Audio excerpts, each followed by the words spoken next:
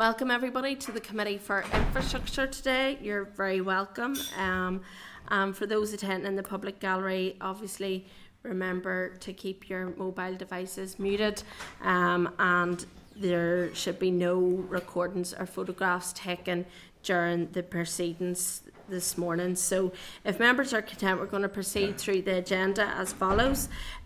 Firstly, I want to formally welcome Andrew McMurray, MLA, to the committee. He should replace St Patrick Brown. You're very welcome joining us, and I hope you enjoy your time with us here on the Infrastructure Committee. Do we have apologies for today, Danny? Danny, Chair. Okay. I know there's a few members just have to leave early from the meeting today as well. So we'll move to declarations of interest. I remind members that they are obliged to declare any relevant financial or other interest which might reasonably be thought by others to influence their approach to the matter under consideration. Any members who have interest to declare in relation to today's business should do so now or when the particular matter arises in the meeting. So does any member have any interest they wish to declare? No, all content. Okay. Chairperson's business, there's none at this stage. And then at item 4 is the draft minutes. At page 7 you'll see draft minutes of proceeding for the meeting on the 15th of May 2024, and I'm seeking agreement that members are content that the minutes are a true and accurate reflection of the meeting on the 15th of May 2024, and if so I'll sign the minutes. Content? And Chair, yeah.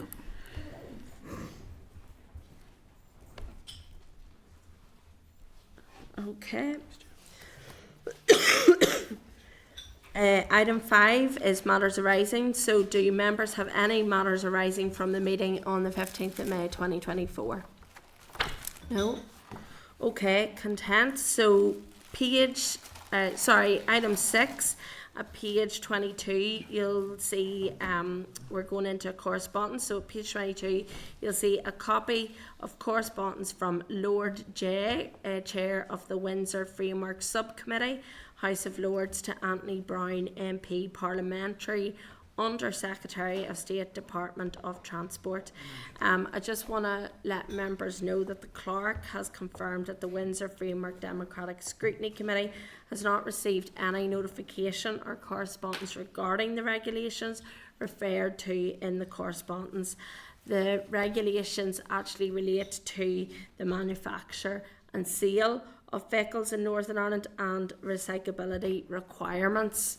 So therefore, with that in mind, it's not really something that this committee would have oversight with. So I'm just seeking agreement that we forward the correspondence to the Committee for the Economy and Committee for Agriculture, Environment and Rural Affairs, as these matters will obviously be in the remit of those respective committees. So our members are content with that as a first? Content, Chair. Content, yeah. And then just I wanted to seek, if members are content, we'll maybe seek agreement just to ask the Department for Infrastructure to clarify that whether it has any responsibility for any matters within the regulations in question. So you content with that, just so that we keep it all content, yeah? Yep. Okay, and then at page 28 you'll see the response from the Minister of Infrastructure in the follow-up meeting from the 1st of... there's a response from the Minister of Infrastructure who's followed up from the meeting on the 1st of May 2024.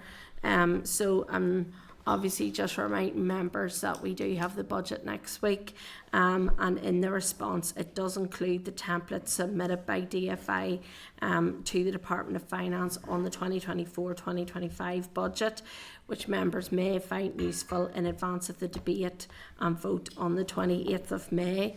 Do any members have anything they want to add to that?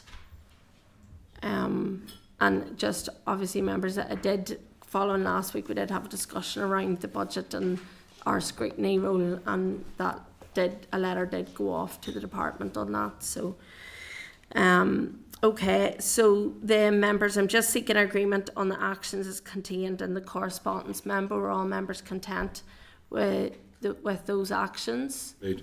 Yeah. Okay, thank you. So we're now going to move to item 7, which is an overview of the role of the Department for Infrastructure in supporting city deals. And we have oral evidence today. So at page 127 is the clerk's memo, and at page 129 you'll see written evidence. And I'm just seeking agreement from members that the evidence session is recorded by Hansard today, if you're all content with that, yeah?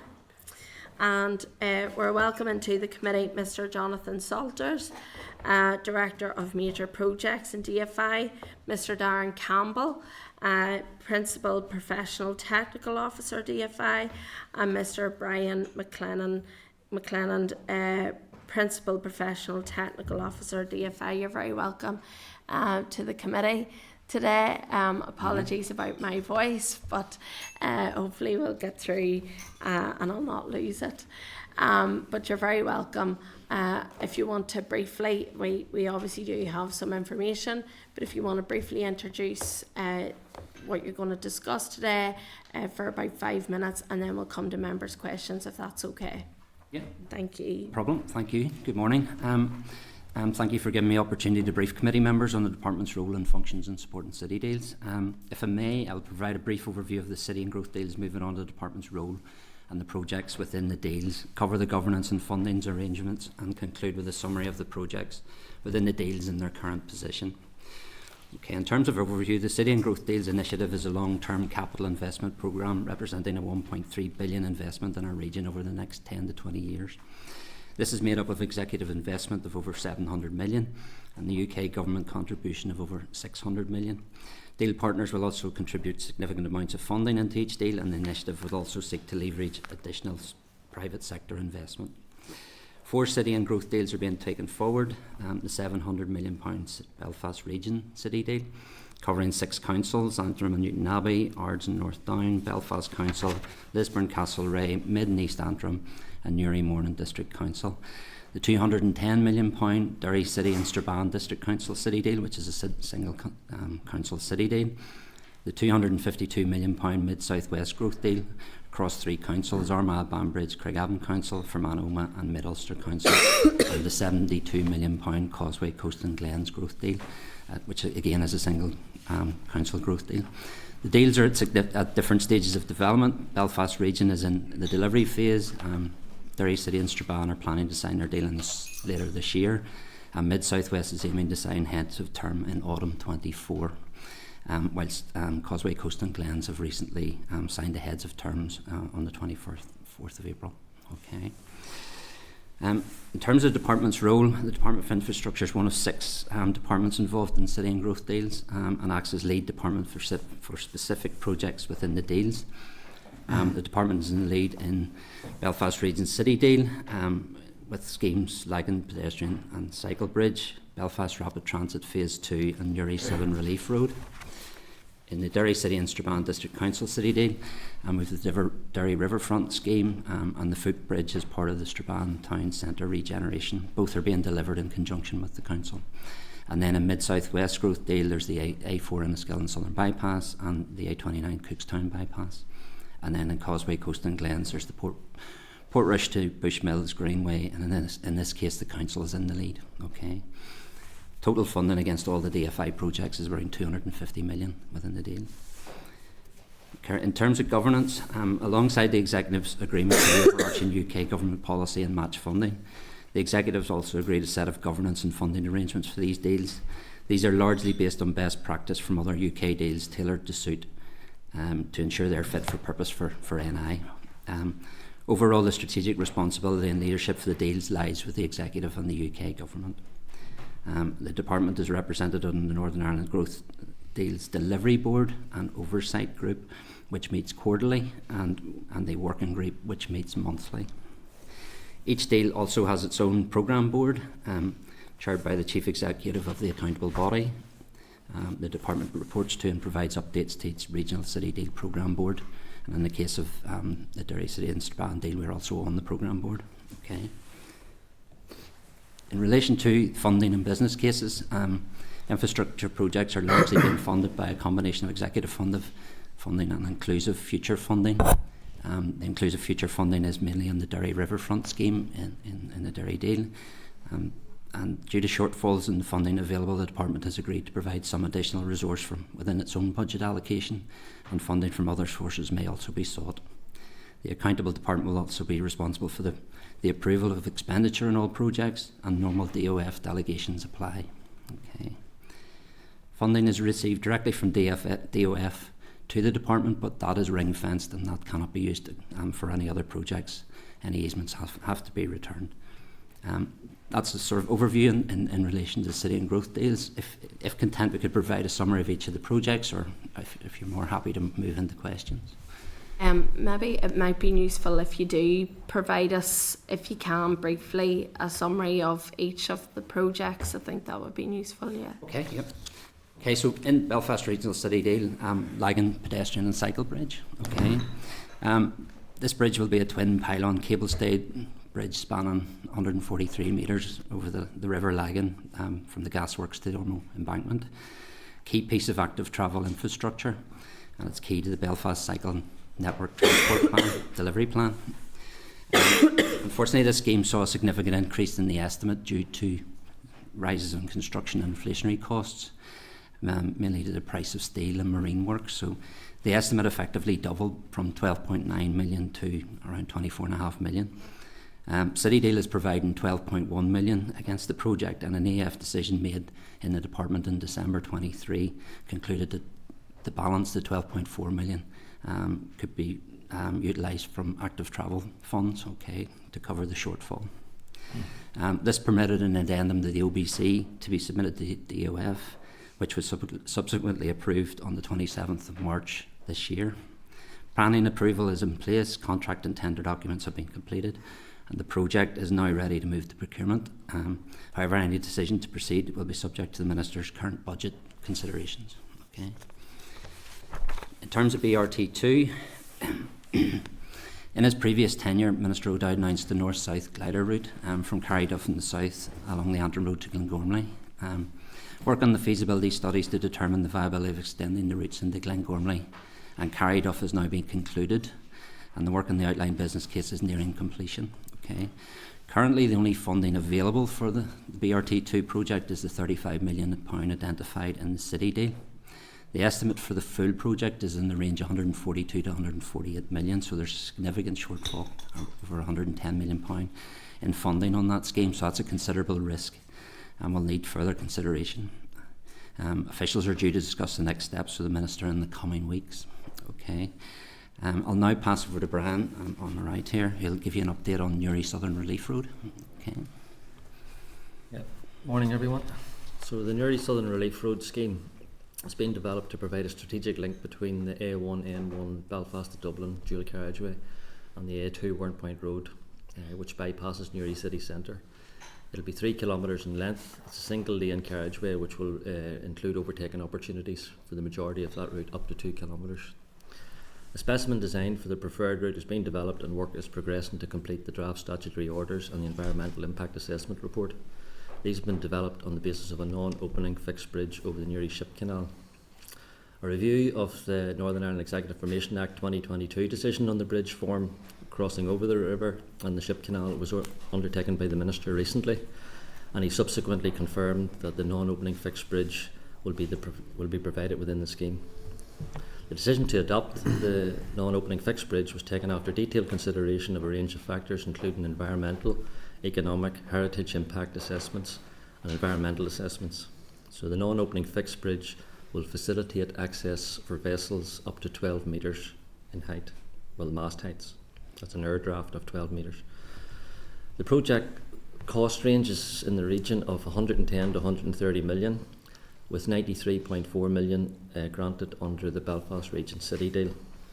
The shortfall in funding is approximately 23 to 24 million, and this will need to be addressed before any decision can be made to move to procurement for the scheme. An outline business case is being prepared and previously approved. The project will deliver significant economic and environmental benefits through improved journey times and journey time reliability for strategic traffic that currently pass through Newry city centre, and it will also improve air noise quality within the city. So the current stage of the project involves completing the design and the preparation of the draft statutory orders. There are a number of those to be prepared, along with the Environmental Impact Assessment Report, and we're intending to go out to a public consultation on the orders and EIAR for summer, autumn of this year. That will open up a public consultation, and anyone will be free to comment on the scheme proposals at that stage. Okay, moving on to Derry and Strabane District Council City Deal and Derry Riverfront Project. The £45 million Riverfront project will provide a reimagined public space at Queen's Quay, Guildhall Square, Foyle Street and Harbour Square roundabout. To facilitate this, a reshaping of the public road space is proposed with a potential one-way gyratory system put in place along the riverfront and Strand Road. The proposal includes the provision of tree-lined avenues, new pedestrian, cycle routes, public transport improvements, including pedestrian squares and meeting points. The programme OBC is now drafted. The Council advised to be ready for issue to DFI economists for review. The Council are anticipating a financial deal later in the year. This will secure the necessary funding for us to appoint a framework consultant to further develop the project and move that through into design. Next step is to develop an MOU between the Council and DFI and agree an integrated delivery plan or an integrated delivery team to undertake the detailed design plan, application, environmental reports, etc. Okay. Strabane Footbridge. Derry and Strabane City Deal includes a project for Strabane Town Centre regeneration. The aim is to revitalise Strabane Town Centre, focusing on the historic canal basin with a new healthcare hub campus for the North West Regional College and a leisure centre. An integrated part of this is improved connectivity between public transport, residential areas and town centre facilities through a new town centre footway and cycle bridge and associated active travel linkages. The outline business case for the footbridge is in the final stages of preparation, and the estimated cost is about £10.4 million for the scheme. Similar to Lagan and pedestrian cycle bridge, the £4.4 million shortfall of funding is to be covered by the active travel budget through the EF decision made in December 23. I'll now pass over to Darren, who'll give you an update on the Mid-South West deal. Good morning, everyone. Yes, so within the Mid-South West growth deal, there are two key road infrastructure projects, Enniskillen Southern Bypass and the A29 Cookstown Bypass. So I'll start with the Enniskillen scheme. So the Enniskillen scheme is a key infrastructure project that will deliver a new transport link on the southern side of Enniskillen, connecting the A4 Dublin Road to the A4 Sligo Road. Okay, it's approximately 2 kilometres in length, and it will also provide a significant piece of active travel infrastructure in the form of a new footway cycleway along with a route connecting into the existing infrastructure, and it will sort of cover about 3.5 kilometres in distance. So the key benefits, from the scheme are all about alleviation of traffic from Enniskillen, reducing delays, improving journey times, and improving road safety in the area. The project will also serve to improve air quality and noise levels within the town area, and will give a big opportunity to introduce active travel and placemaking post scheme. The funding for the scheme was agreed by the executive on the 20th of February of this year. A full business case had been approved by DOF in 2020, but due to the large increases in inflation costs associated with civil engineering projects, a new cost estimate was undertaken, and an addendum to the business case was then updated, and updating the benefits as a result. And this was approved on the 12th of April 2024. So the current scheme estimate going forward is 36 million, with an estimate to deliver going forward for the construction of 28.7 million.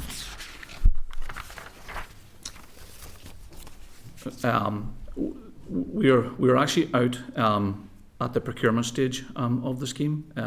The first stage of the procurement process commenced on the 30th of April. And that's called the pre-qualification questionnaire process, which effectively sets a select list of contractors for the project to price. That second stage is also well advanced.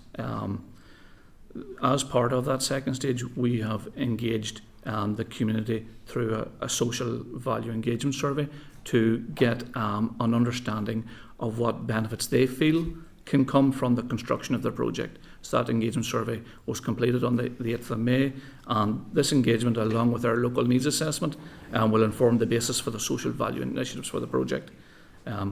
Commencement of construction is planned for late spring, early summer 2025, and is anticipated to take 2 years to complete.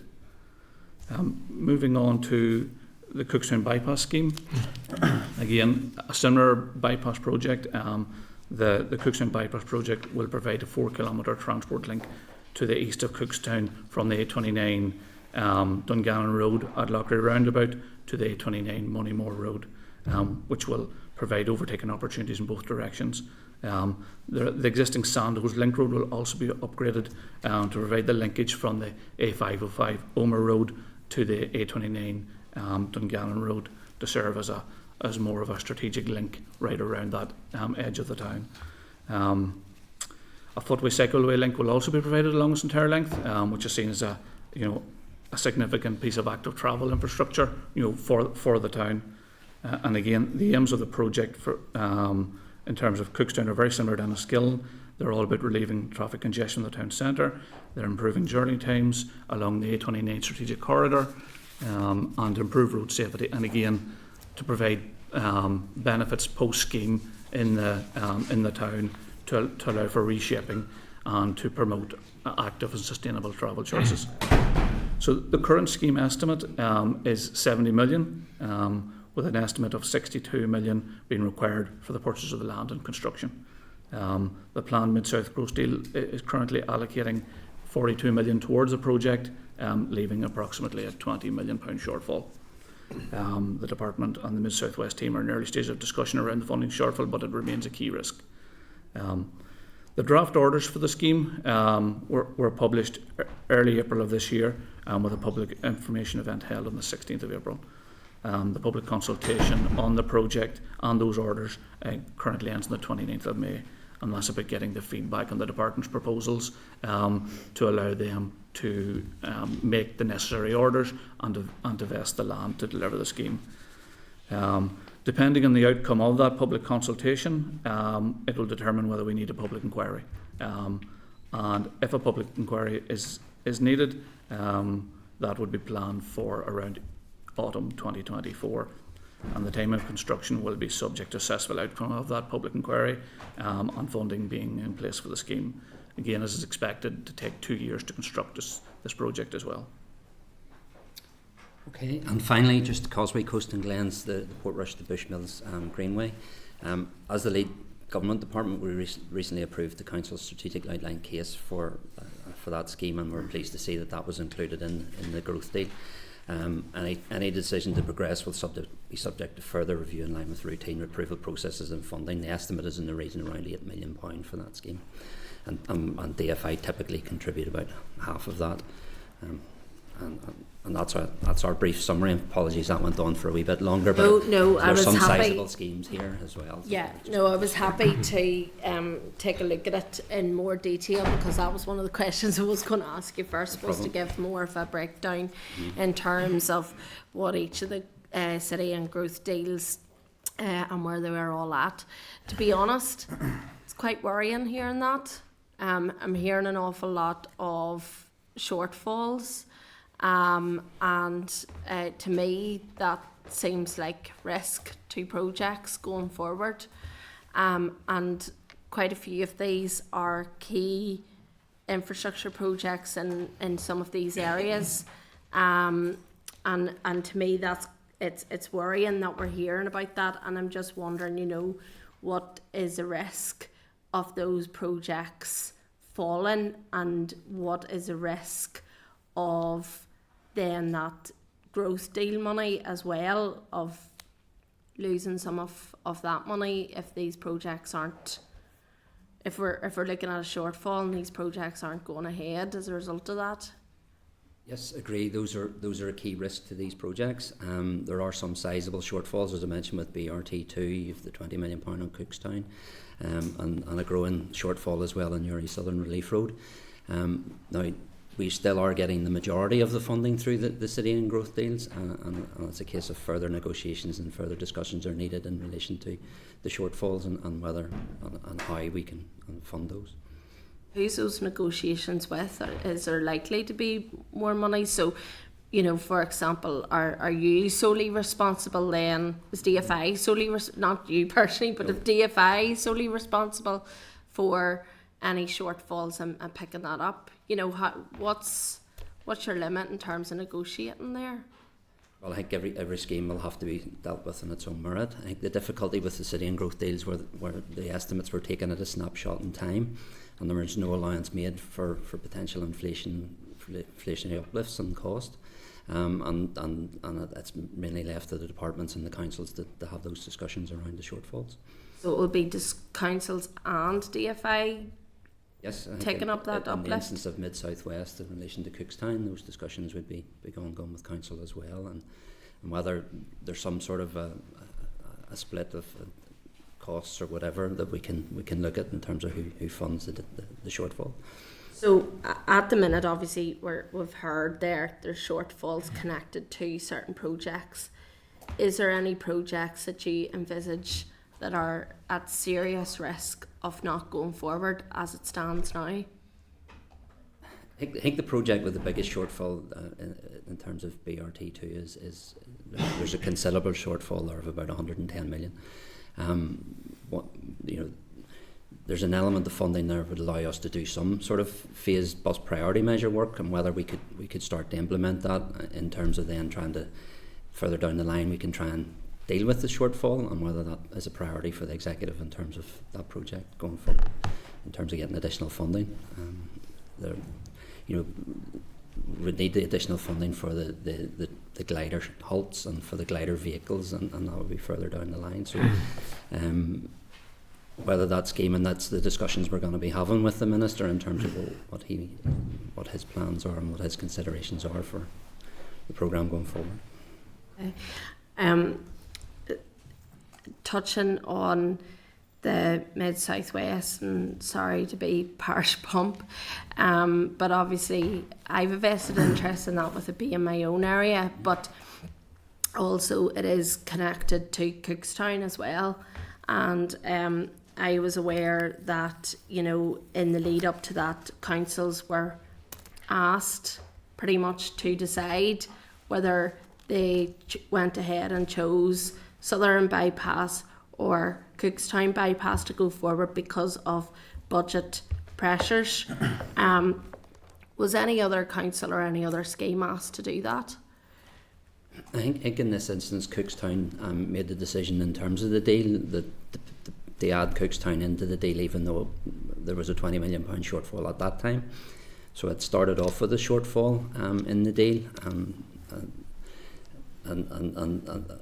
the shortfall has grown as time's moved on as well. So I think that's the issue in relation in the likes of Cookstown. I'm not sure if you've anything to add in relation to Mid-South West. Yes, so I suppose at that point in time there was an inability to allocate funding from the department, because there was no executive.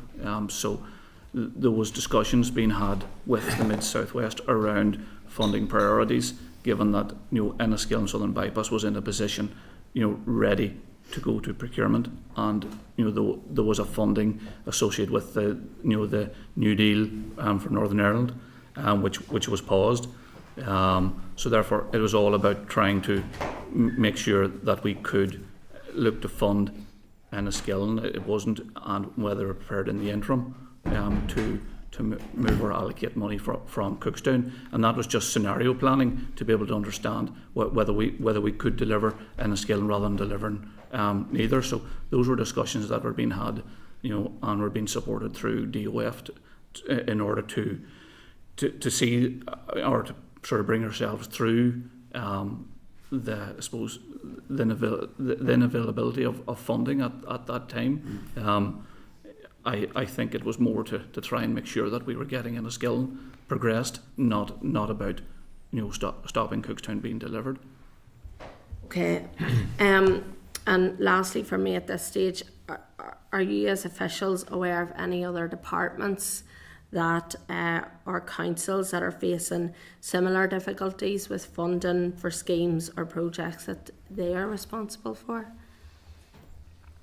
Yeah, in terms of the delivery boards and oversight groups and working groups, there would be other schemes across other departments, yes, in terms of I think with the growing cost of construction and whatever, and they're also having inflationary cost increases as well. Maybe not to the same scale as what we have, but potentially some increases. And are you sharing sort of expertise and learning? You know, obviously, take it those departments are having to have negotiations as well in terms of where they get that extra money from. Yeah, well, the oversight group deals with funding in relation to the city and growth deals, and the working group is meeting monthly, and we're sharing. That's one of the aims of that, is to share the lessons across departments and across the different deals. Yeah. Okay, first on my list is the deputy chair.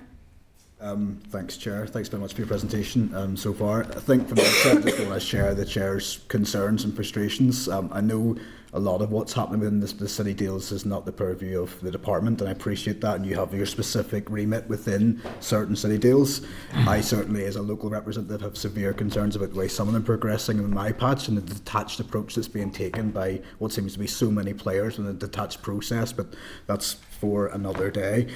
Just to look at terms of the funding aspects that you talked about for some of the key projects, how did we get to a stage where a project's identified and money is spent on without actually the required money from the department or the relevant agency here complementing the money that's from the city deal? So take, for example, BR2. How do we get to a situation where we have £100 million shortfall, but a project's potentially well identified in advance? Would the money not be a requirement to be identified before we identified a key aspect of an infrastructure project?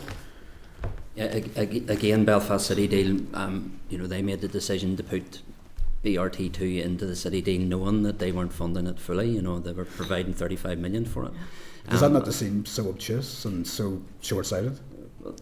Well, unfortunately, I wasn't about at the time. I appreciate that. Just asking, do you think it does appear to be short-sighted in that respect? It is, and whether there's a level of tactics around that in terms of making sure that projects are there and named in the deals. But there is a considerable shortfall on BRT2, and as a department, that's something we would find difficult to fund, because we've other funding pressures ourselves, and schemes that we want to deliver as well, and that's competing with those. If we had to fund that. So entirely sympathetic, because I appreciate that we all do the budgetary pressures that you as a department are under. So to throw money at something potentially that's not going to happen, and it leads to my next question. It seems to me, from speaking to people who are involved in several aspects of the city deal, that vast amounts of sums are being spent on consultancy fees without any really strategic joined up thinking. We may well have spent a lot on BR2 for example. Maybe you can elaborate on that for a project that might not come to fruition. Is that a case of we spending money hand over fist on consultancies and others without really knowing if some of these projects are going to be delivered? Well, in the case of BRT2, we haven't moved into the detailed design. That's where you start to incur large costs. We're in the stage now, we're at OBC stage, and we've done feasibility work. So the costs wouldn't be massive at this stage in terms of BRT2. We're bringing it to a stage where we're more or less looking at the feasibility and the viability, and it'll be up to the Minister then and what way we take that forward. In terms of consultancies then on the other projects that DFI have a role in, are you aware of the spend to date on consultancy fees and other outside agencies in helping to deliver these projects? Yes, we would monitor spend to date. We're project managing these consultants, so we're over the work that they're doing. The levels of fees that we're spending on the likes of Cookstown, Newry, and whatever are commensurate to that type of fees for that type of project. There's considerable amount of work to do on these projects, taking them through the different phases and through then the statutory orders, and there's road projects tend to take 6-7 years to take from start to finish, or even the start of construction. So there's a fair amount of consultants fees on that, but it's not there's none that would cause us concern in relation to the City Deal projects. Okay. When you started, you talked about the various stages that the main deals are at, but within those deals there seems to be a wide range of where each individual council are at. So we take the Belfast regional deal, and you said it was at what stage, sorry?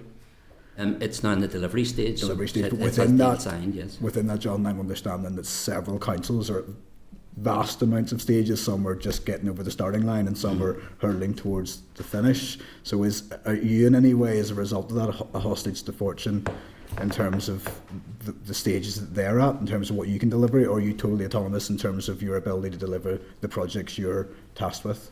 We're more or less autonomous, because Okay. we'll deliver the projects as the department would deliver a project. So, whilst we have all of the governance arrangements and we have to go through the profiling and estimating of costs and providing all that information through the city deals and whatever, we're delivering the projects as hastily as we can in terms of for delivery. Okay. And just then, finally, in terms of how the department's prioritising this, I mean, everything is a priority. We heard that from the Minister the other day, and I get that every pound's a prisoner, but how are the projects within City Deal being prioritised against the other priorities that the Department of Infrastructure has in terms of delivering key infrastructural capital projects? Yeah, Or is that a different... No, we did a prioritisation exercise last August where we set out the priority of the schemes that we were delivering. It was more or less us being transparent and saying this is where we are and this is the resources we have and what we can deliver. And the priority we set at that stage was we would deliver the flagship projects, followed by the city and growth deal schemes, because they had the level of funding to them. And then there was 3 other schemes that had ministerial commitments from before. There was York Street A1 junctions and the A32 Cornumup, which were at a further level, and we were progressing those to a point where we'd have contract documents ready and those schemes would be ready to go, or at a point where we could do no more, we would pause those until further decisions are made. But yes, that all has to come into what can the department afford going forward, and there's work going on that at the minute.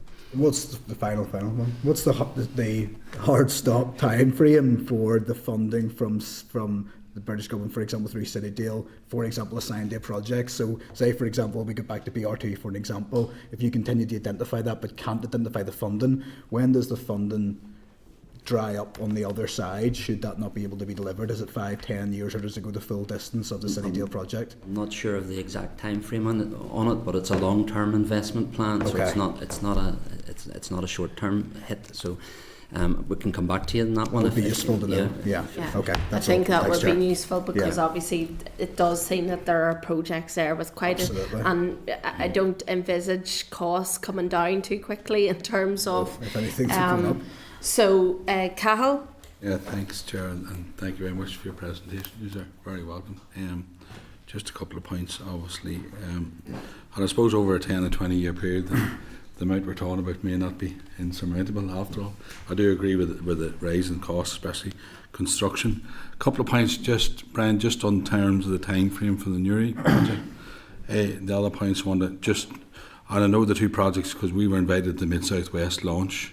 And I mean, there's a lot of ambition there for council, which is grand. I mean, if those are achievable, those projects for every one of the growth deals will be beneficial to each of those council areas. I just want to ask, it says here, just we update on the Mid-South West, is there anything else, Alan, what you've said about the 2 projects and in terms of the working groups and conversations you're having? And then my final question, obviously it mentions here about deal partners and leverage from additional private sector investments. You want to clarify that or touch or elaborate a wee bit on that section as well, please?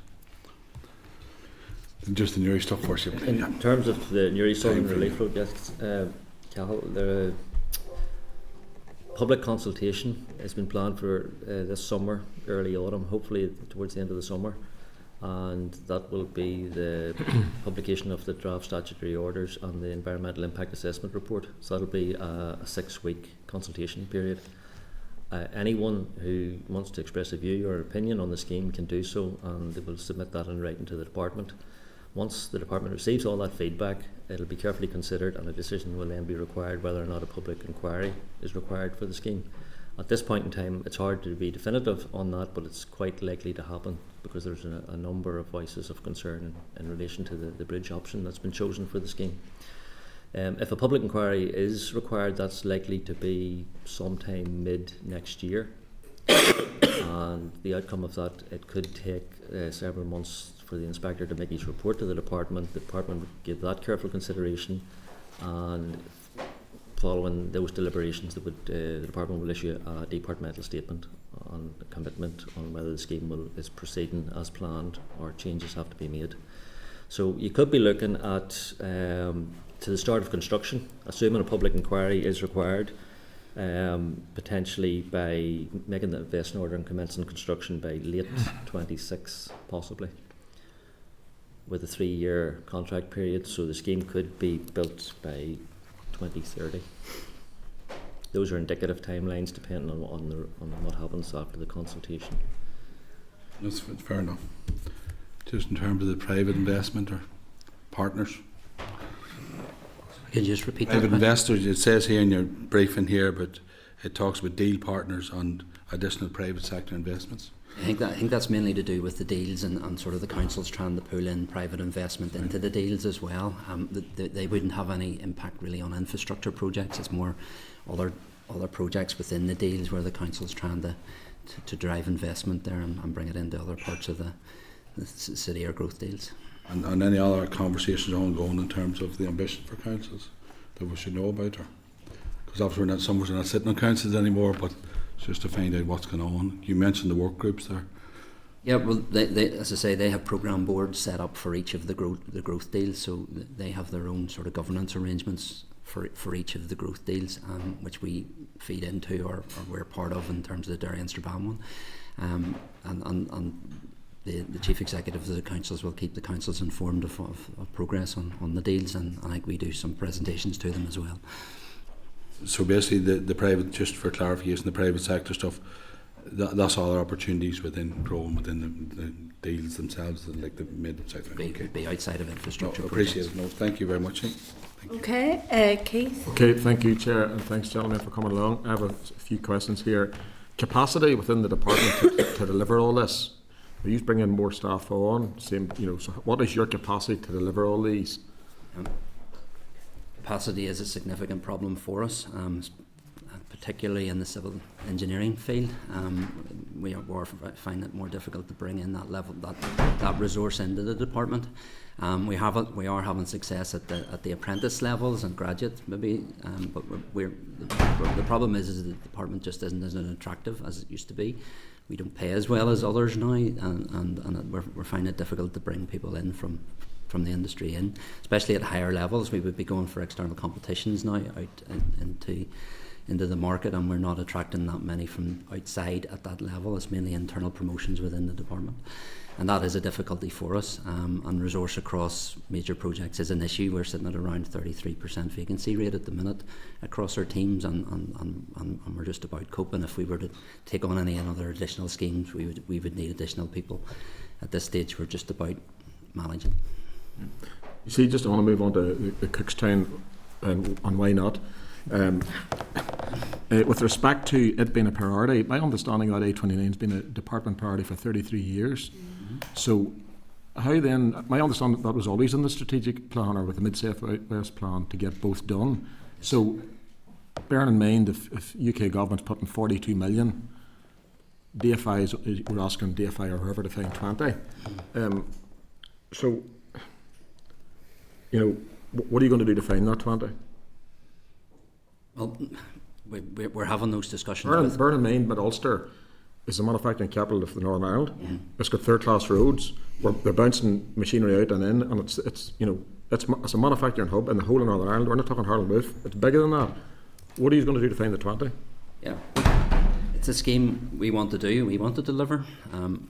We're civil engineers. We want to deliver projects. That's what we want to do, and if we, we'll work with council and whatever, and we've had those discussions with Mid-Ulster Council in relation to where do we find the additional funding for this, and whether we can have some sort of arrangement where they cover an element and we cover an element or whatever. But we need those discussions have been ongoing before, even before Enniskillen. The arrangements and the funding arrangements were sorted for Enniskillen. We were having those discussions with Enniskillen, part of the discussions as well. Now Enniskillen sorted. We've the 20 million defined for Cookstown. I'm not sure what the answer is for this, but but there's a considerable amount of money in the growth deal, and it would be difficult for the department not to take the majority of the funding and find the additional money for that. Jonathan, there's no grey area now in the Mid-South West deal. Enniskillen's moving on, obviously, in front of Cookstown. That's irrelevant, who's first, who's second, but Cookstown's definitely on your radar. There's no mistake. Oh, without a doubt, and I think that was clear from the Minister's decision to publish the draft orders. That's a major milestone for the project, to actually go to that position, because that allows us to set the legal mechanisms, to make the direction order, which effectively is like the planning for the scheme, and the draft vesting order in order to compulsory purchase the land's first delivery. So that is a key commitment, and the department has been prioritising Cookstown because it has been funding that development right up to that stage. We're in the consultation period now of the draft orders, and if we need a public inquiry, that will be planned, and is being currently funded for it to be planned, in autumn of this year, and to make the orders as soon as possible. So yeah, it is certainly a commitment, and we will take full cognizance of the fact that there is a shortfall, and we're working with the Mid-South West team, and within the department to see how that can be resolved. It is a key risk, but we still have time to be able to resolve that, because it will take some time still for us to get to the construction stage, because we have to make the orders, and then we have the procurement process as well. So, And what's your sense on feedback so far about a public inquiry? Or if not, what's your sense on that? well, we're still in the consultation period. But what they're getting. At the information day that we held, Yeah. it was the comments that were coming back to us were very positive, that it was needed, that it was wanted, to get on with it. And excuse me for what tips the balance to push for a public inquiry? So let's say you have 100 people coming back and say 80% say positive things. And what's that? What way does that work? We have to balance and review all the representations to the scheme and the objections to the project. Okay, so we have to consider them as to whether they're appropriate as an objection and whether they should be heard through a public inquiry. And a relevant objection. So there isn't really a number of tip and balance. It's the objection in itself, and whether it should be heard through a public forum, through a public inquiry, and it is sometimes important to hold that, because then we will get that the inspector's report and view on that position, which allows then our minister to be able to take a decision off the back of that report. So yeah, it sometimes is an important position to take in any case. Okay, so I just want to thank you from the Mid-South West team for your work, Darren, and the rest of your team's work, but we look forward to it being delivered. So wait to see a Komatsu or whatever Daewoo, whatever make a diggers on that road, I don't mind, but we're looking forward to seeing that happen. Just to make the point on the 20 million, yep. That'll not become an issue until we're at the point where we need to start procurement on the scheme. Yep, we can continue delivering and pushing that scheme forward to the point where we're ready to hit procurement. Then the £20 million would be the issue at that stage. So, at what point in time are you going to be saying? At what point in time have you to pull the brakes on that? If the 20 million's not there, what it will be, I no doubt it will be, but at what point? Well, it'll be at the point where we'll be at the stage for procurement when at that point in time. Yeah. Mm-hmm. Okay, thank you. Okay, Peter. Thank you, Chair, and thank you guys for coming in.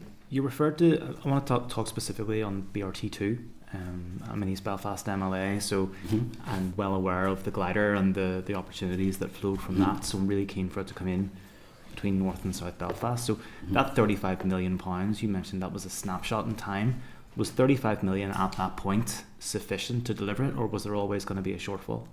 No, I get the point made was that the city deal at the time made a decision to put the £35 million into that, knowing that the scheme was more than that. The scheme was 142 to 148 million. That's the estimate for that project. So the £35 million would never have touched the full project. So it's an element of the project. There is options for us in terms of how we could progress. We could progress potentially in terms of doing bus priority measures along those routes, which would also help public transport before a glider. But those are discussions we're going to have with the Minister in terms of the options and what he wants to take forward. So if it was always recognised that 35 million wasn't going to be sufficient to deliver it, were there conversations at that time in terms of what avenues or options could be explored to try to deliver the scheme, or what were those options? I can't speak for at that time because I wasn't around at that time. I wasn't involved in the project then. But I'm sure those conversations would have been had if that was the estimate for the scheme and they were only providing the 35 million. You mentioned that you're going to be speaking with the Minister shortly about this. What options are you going to be presenting to him? You know, is it a case of going to Treasury and saying we've got a major shortfall and issue here? Can Treasury help? You know, you mentioned potentially looking at a phased introduction of it. You know, what would that look like as well? I think it'd be unfair to have those sort of discussions now and before we would have those with the Minister in terms of the options. So ultimately funding will be an issue and we'll need to decide what way we take that forward. Okay. All right. And then just lastly, Chair, a concept I heard of last week, I'm not a financial expert, is financial transactions capital. Is that something that could be used or explored to make up that shortfall? It's something I'm not aware of, but if there's any opportunities, I'm sure they will be explored by anybody or the department. Yeah. Just on the back of Peter, in terms of the discussions that would have been had, I appreciate you weren't around at the time, but the department surely should have been making those points in relation to, you know, we've a budget position that's going to be very difficult to deliver some of these things at that earlier stage. Yep. And you've said about projects coming in to the different schemes as well. So it would be good even for ourselves if we could see some type of information in relation to what was actually put forward in terms of those negotiations at that time, because, you know, now we're in a situation, you raise expectation within the public that certain projects are going to happen, and certainly for each of our council areas these projects are vital on the ground. They're needed, and you know, I'm hearing today about shortfall and risk, so it would be useful to see what was actually discussed at the start of those negotiations if possible. Okay, what I can add is BRT was to receive £20 million of New Deal funding as well, similar to what Enniskillen was to receive 15 million at the time. That was paused, and from what I believe is that has been withdrawn now, so that's no longer available to the project. Thank you, Manager. That's good to hear that about the 20 million. I mean, that still leaves like 50 million roughly. Well, the 20 million now has been withdrawn. It's no longer available. Okay, so that was mentioned. But I mean, I remember attending, you know, events, presentations about City Deal, and I think I actually went to Westminster at a point, talking about the, you know, the benefits of it. And I never heard about, I don't think I heard about shortfalls, and because this, I mean, to be blunt, I mean this sounds largely aspirational, unfortunately. It's a difficulty for us because we don't have the funding for the scheme, you know. So, look, we just have to explore the options with the Minister on this one. Yeah. Thank you. Okay, Andrew, and then I'm coming to Mark. Thank you, Chair, and thank you for all the information. I think Northern Ireland's small enough that you can see the validity of all the projects, you know, from Cookstown to Portrush, Bush Mills, all the rest of it. But I'm going to get them parish pump now, so I am. The Southern Relief Road. Listen, I suppose. I mean, it's been very candid here and acknowledging that it's going to be a non-opening bridge, and you've also further outlined the consultation process and all the rest of it. So that's fine. You know, I've come through council for long enough to know the well-versed arguments, so there's no point in me probably going over them here. But that said, yes, thanks for the clarification. That consultation, that will probably run its course. But again, I know Mr. Boylan sort of touched on these as well. But again, just just to confirm that the timelines in the Southern Relief Road, you know, essentially you're saying 2030. Just again, sort of elaborate on that. Again, because we have had the conversations just about the finances in place in order to ensure this project will happen. Essentially, because again, I think even those that have referenced the opening bridge, non-opening bridge, I think everybody knows what a vital key, function this project will have. You know, between being halfway up in the middle of the island, Lincoln, Dublin, Lincoln, Belfast. It's such an important thing. So we all get that. So it is super important just to clarify that the finances are there, and and again the sort of the status and security of the project, if that's okay, Chair. Thank you. Yeah, well, the finances there to a point. There was 93.4 million agreed with Belfast Region City deal. Our latest estimate would require us to obtain another 24 million for the scheme approximately. So that has to be sorted, and that can't happen procurement can't happen until that's resolved. Just you asked about the timeline again. So yes, it would be a 3-year construction period, hopefully an opening time of mid-2030, and that's assuming that a public inquiry would be held in between times. So yes, we are where we are with it. And just to clarify, I think you'd mentioned it, Darren, but in terms of public inquiry, the money is built in for the funding of that element in terms of the shortfall that you discussed, yeah? Yeah. Mark? Thank you, Chair, and thanks to the team for coming along. You have more than my gratitude, you've my sympathy as well. You know, you've come along, and this should really be good news, but it's got more of a kind of bullseye vibe, and this is what you could have won. You know, I think the first point to be made is that a previous executive completely slept on the potential of city deals, and now we're in a situation that was like waiting for a bus. Like we got nothing, or there was no appetite for them for ages, and then when it dawned on them the value of them, now we've got 4 at one time, and that's having serious implications for the department. For one, as Keith's question, or the answer to his question outlined, the capacity that will cause for yourselves, potentially exacerbate. And in light of that, I wonder, is there any... John had asked what your priorities are, and you outlined this was flagship projects, then the city and growth deals, but how do you prioritise the priorities even within those city and growth deals, given, I suppose, the huge pressures financially and on a human resource level? Look, we're taking forward the city and growth deals together. We're not prioritising any of them above anything else. We are taking them all forward as we can. There are the elements of shortfalls that we've identified. I don't think those are going to come into play yet until further down the line when we need to move to procurement on certain schemes. We have addressed the shortfall on the Lagan cycle pedestrian bridge, and then Enniskillen is moving forward now.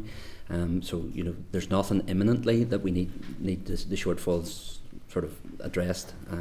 Potentially BRT would need a way forward mapped and what way it's going to be delivered. But in terms of all the other city and growth days, we're moving those forward. We also have to take the view of the Minister as well in terms of his priorities, in terms of the major projects across the department as well, and what he wants to deliver as well. I suppose given the rise in costs and increasing budgetary constraints, it will ultimately determine achievability. And I wonder then, are we going to see a dilution of ambition? And if so, when? Will we leave it too late and you'll be fighting all these battles and all these different fronts? As a consequence, delivery of all the projects could potentially suffer. I mean, and all of them do certainly have their merits. A lot of these, like I've been hearing about for a long time, and I'm just wondering, did partners, not necessarily DFI, but including DFI, see, I suppose, the city deal process just as a hook to hang some of these projects on? And I can understand if there's funding to be attracted or to be leveraged from somewhere, you'll try and do it. But I mean, like the Southern Relief Road, like Cookstown, that some of these things have taken on almost mythical proportions. And I think of Derry as well, the Derry and Strabane deal. I think the walls of Derry could be papered with strategies and plans that haven't come to fruition. The Chair had made the point about people's expectation being raised, and I'm sure that officials' expectations were high as well entering this process. But at what point do you sort of step back and say, no, we can only do so much of this, and this is what we're going to do?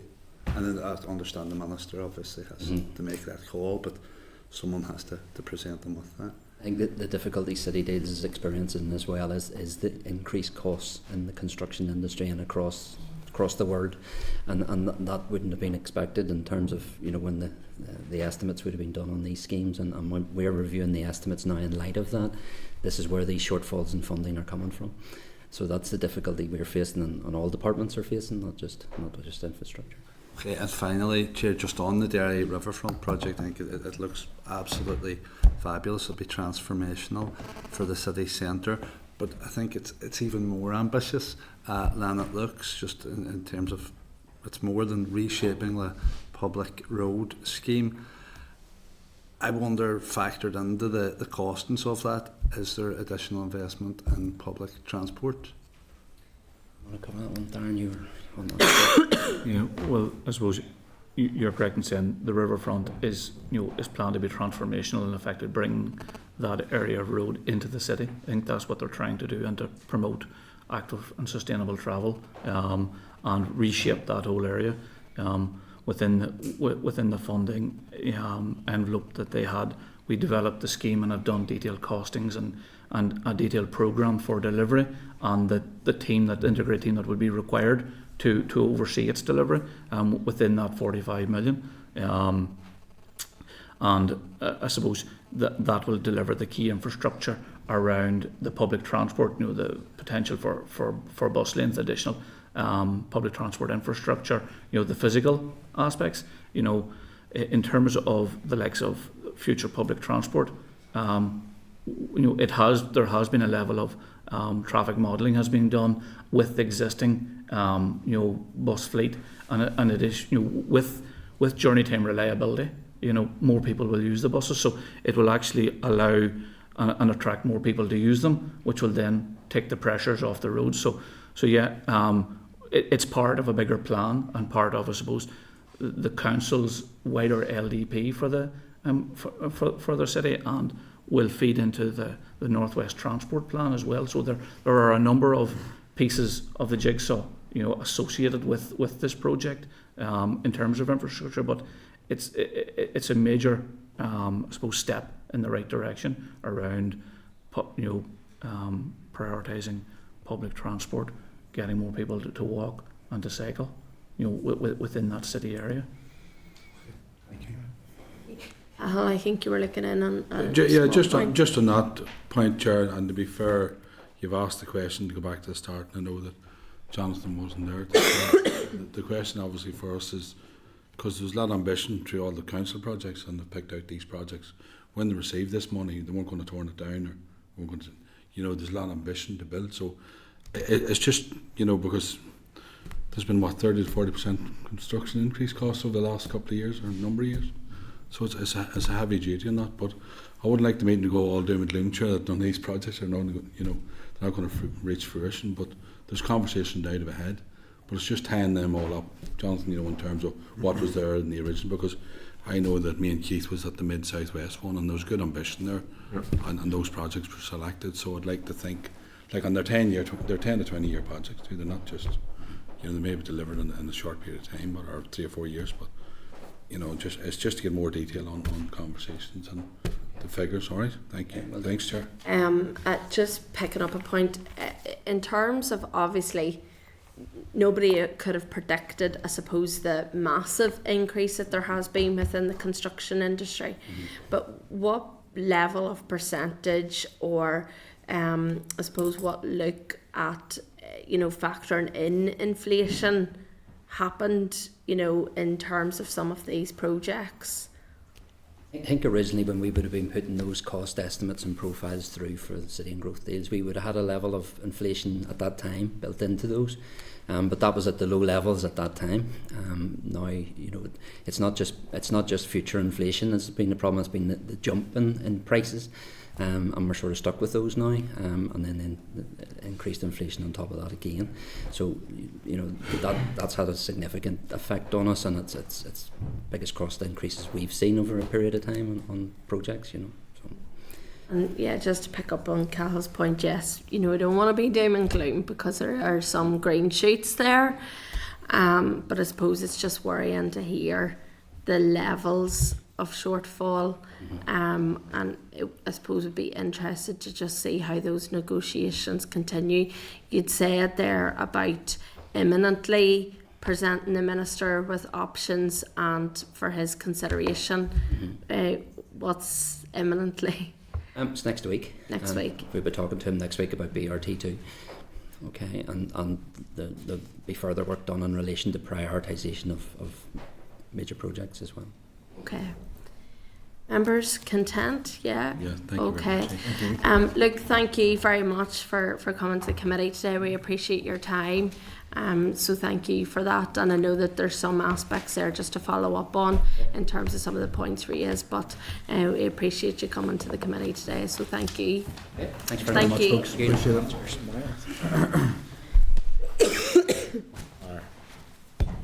Aye. Squeaking behind me. Where you going? Okay, members, if It'll be awkward to go. It's up to you. Sorry. if you're content,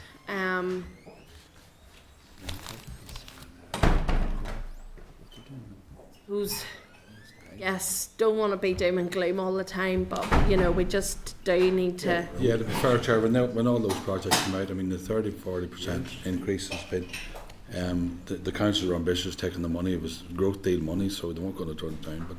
But I don't see why we can't be ambitious, oh, you know, no, in terms obviously, I of the think projects, the you council's know. done really well. It's just Derry seems getting the bigger slice of it.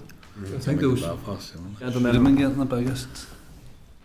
I think those folks were being realistic as well, which is important, you know, but also to have ambition. I think it's getting that balance. Oh, I think so. Ambition's key, but obviously Yeah. you need to cut the cloth accordingly. But there's Exactly. also city deals across the rest of the United Kingdom that are progressing at pace despite the same increases. So Yeah. I think we have a lot of overlap and a lot of repetition and a lot of detached thinking as well on what is quite a small patch of geography, and that's Yeah. the Chair, I frustrating don't even thing. know it was match funding. You know, there's 7 and 6 there originally, so I don't know. Yeah. But maybe there's some figures come back and we'll see what was, you know what I mean, Yeah. was mentioned at the time. But I know. I think one of the key causes is that point they made at the end is what the hard stop here. When do they have to have the money spent by? Yes. Or at least started by? Because if some of these projects seem to be years away, given the funding restraints. Yeah, well, for me, that's key because that would be another key element in terms of how decision making is around prioritisation and actually getting them across the line. And that will probably make the minds up in terms of what gets done. And all our councillors sat down and agreed with it all. It was all voted across the line as you Well- were there too. You were Will he there come too. back Sorry. with figures? Yeah, yeah. For the next meeting, will he come back with those figures for us? Well, They've asked for more detail. we've asked for more detail in relation to some of those things. I don't know when it'll come back, but it'll be interesting even to see in terms of the Minister's decision making. He talked there about Belfast and stuff being next week, that they're having those discussions, so we'll see. And in terms of whether the Minister also brings anything forward in relation to that.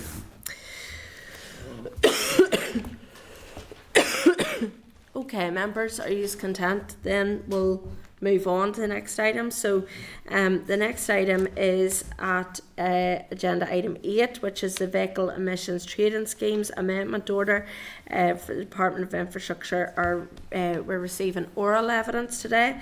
So at page 133, sorry, you'll see the Vehicle Emissions Trading Schemes Amendment Order 2024. Department for Infrastructure written briefing. At page 137 you'll see the SL1, the Vehicle Emissions Trading Schemes Amendment Order 2024. At page 141 you'll see the you'll see the memorandum of the SL1, the Vehicle Emissions Trading Schemes Amendment Order 2023. This memorandum relates to the order that established trading schemes in GB and has been included by DFI to provide more detailed background information on the scheme. So I inform my members that the proposal is to make a statutory instrument which will be laid in the Assembly in draft as a draft order in Council, and the the SI will be subject to draft affirmative resolution procedure and will not come into operation unless and until affirmed by resolution of the Assembly.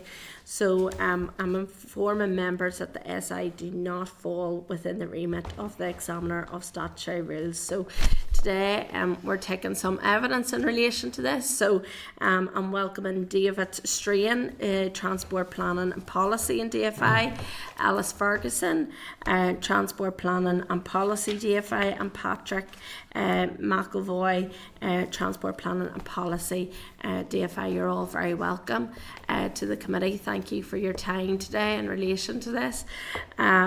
We have a bit of detail, so if you want to take 5 minutes just to discuss it, and then I'll maybe come to members' questions in relation to it as well. So thank you. Okay, Chair, thank you. So good morning, Chair, Committee. I'm David Strain, Head of Transport Decarbonisation Unit in DFI. So thanks for providing the opportunity for us to brief you on the ZEV mandate today. I think ready to introduce Eilish Ferguson and Paddy McElvoy will be assisting us. So Eilish will be leading on the work through the Assembly process, and Paddy will be providing the policy support for it. So I'm going to give you a very quick overview and then pass to Eilish. Okay. So the introduction of the Climate Change Act, Northern Ireland 2022, provides significant opportunity for the Northern Ireland Executive to collaboratively develop policies which support a reduction in journeys, shift modes of transport and critically switch fuels. In switching fuels, electric vehicles, whilst not the only solution, will play a pivotal role in decarbonising the transport sector. In recent years, the EV market has been developing rapidly, with confidence in technology growing amongst consumers, commercial infrastructure providers and manufacturers. Continued growth will be key to meeting emissions targets set in the Northern Ireland Climate Change Act. The introduction of the ZEV mandate in England, Scotland and Wales in January 2024 was welcomed by manufacturers as a regulatory arrangement which would provide a balanced pathway for increasing the number of vehicles entering the market. By setting clear emissions targets and allowing the trading of allowance, the scheme incentivises manufacturers to innovate, produce and sell more low-emission vehicles. The need for technical amendments to the 2023 legislation brought forward under the UK Climate Change Act 2008 has provided an opportunity for the Assembly to consider the extension of the mandate to Northern Ireland. And Eilish is now going to take us through some of the details of the proposals. Morning. As David said, this is coming in under the UK Climate Change Act. You'll be aware that the UK government has committed to all new cars and vans being 100% zero emission from 2035. So in January 2024, this trading scheme was introduced on annual targets for the percentage of manufacturers' new cars and vans that are registered in GB that must be fully zero emission.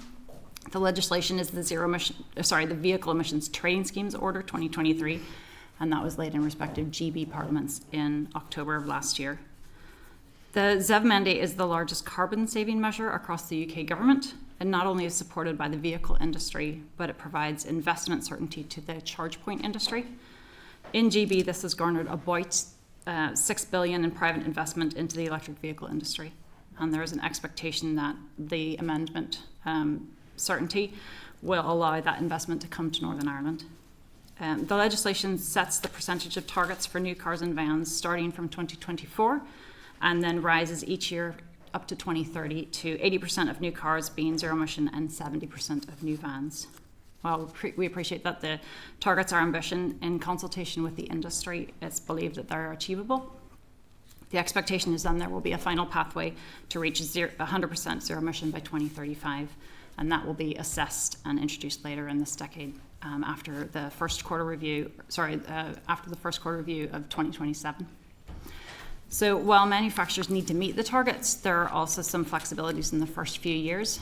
If a manufacturer does not meet their targets through their own sales or by using any of these flexibilities, then they can purchase excess compliance from other manufacturers who have overachieved.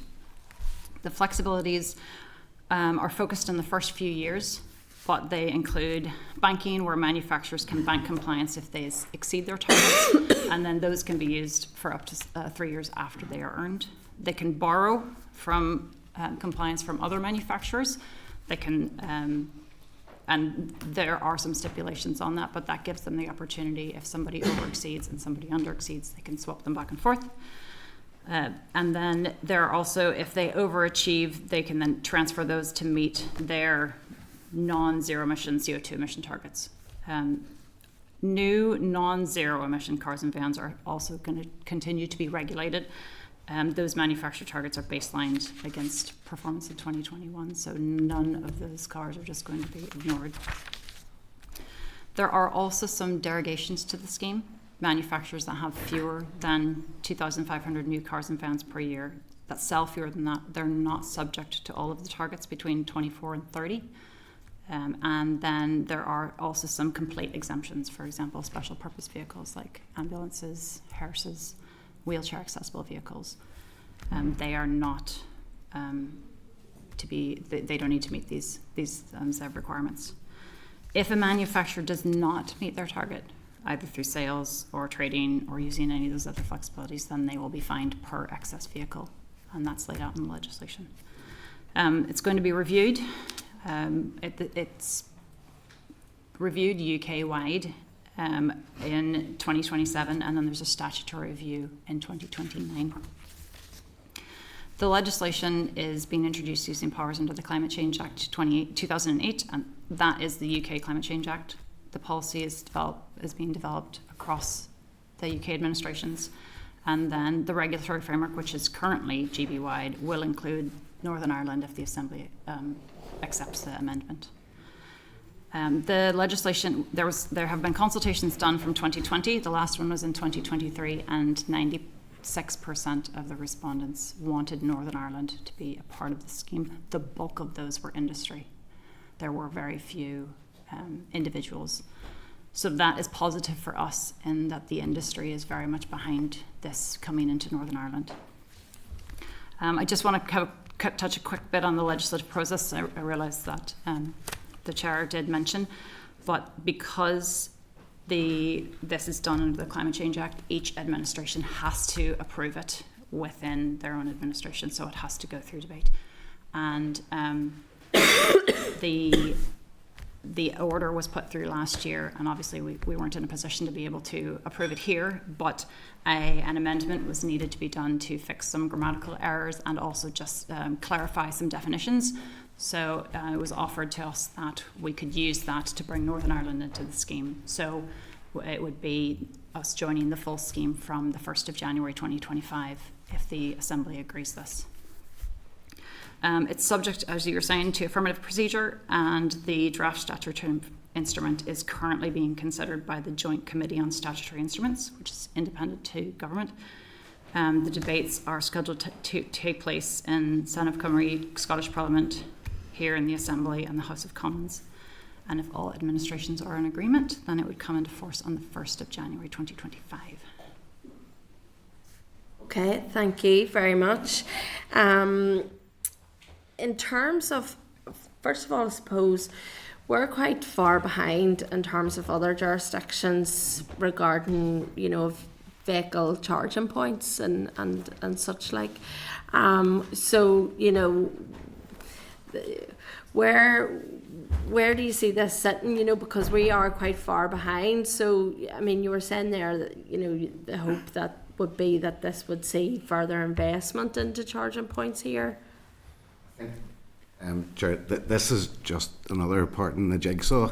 We have seen a significant increase in the number of charge points, which have been put in a commercial market. So once the ASB, put the charging in place, then the other charge point operators started to come into that market because they knew it was commercially viable.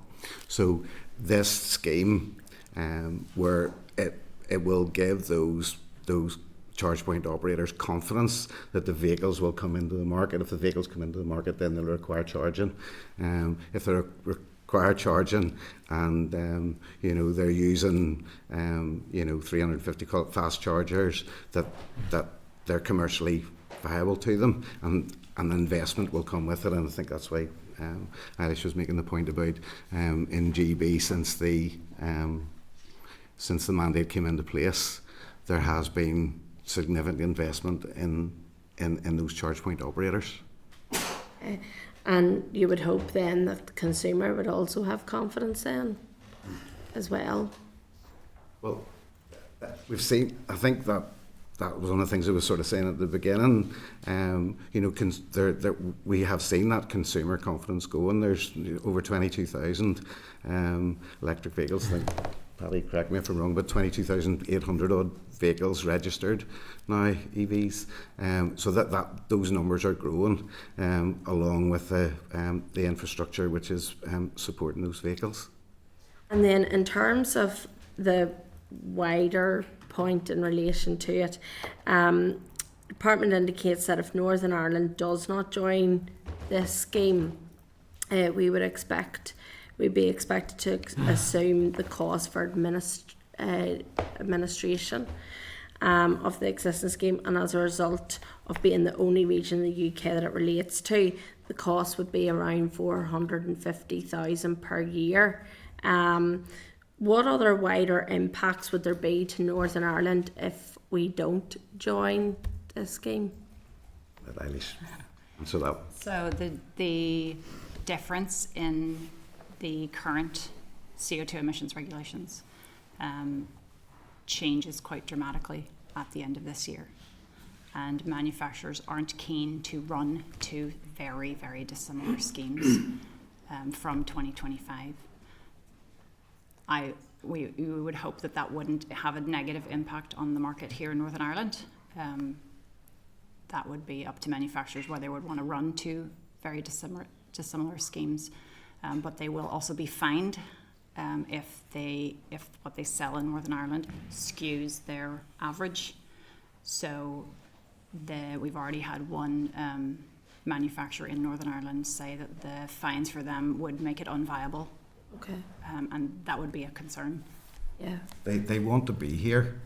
The manufacturers want to be here, and they want to sell cars here, and the ZEV mandate will help them do that and help them meet the requirements of the mandate. And then I see obviously it's being reviewed 2027, and obviously we have to meet our Climate Change Act targets.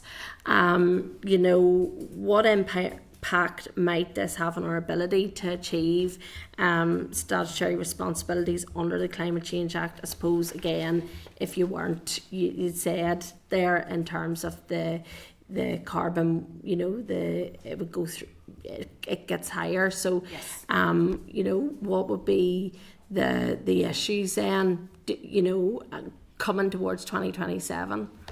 Using the Z mandate, using the VAT scheme means that we meet all of our transport, won't speak for anyone else, our transport climate change targets. Okay. If this does come in, then that means we will be able to meet all the transport climate change targets. Okay. Which is fairly significant. Okay, yeah, that is fairly significant. Deputy Chair. Yeah, thanks, Chair. Thanks so much for the information so far. Just a couple of points. First of all, the Chair touched on, obviously, infrastructure here. And when I spoke to some of in terms of charging points, when I spoke to some of the key people involved in selling cars, they felt that we'd sort of plateaued at the minute in terms of the frustration among people who wanted to buy an electric vehicle but felt they didn't have the confidence to travel across the country because of the network that's there in terms of EV charging points. I appreciate, David, what you said, that we bring this, if you book them, they will come. So you bring in legislation, then someone will come and put in EV charging points and it'll all be happy days. But there's presumably going to be a pinch point where something has to give first. You know, people buy cars and then they take a bit of a hit, assuming that the infrastructure will come. Or is the infrastructure going to come, do you think, as a back of this legislation coming in? Because at the minute, it feels like we are way behind. I get the feeling they're building between 4,000 and 5,000 charging points a week in the UK mainland. We're nowhere near the equivalents here.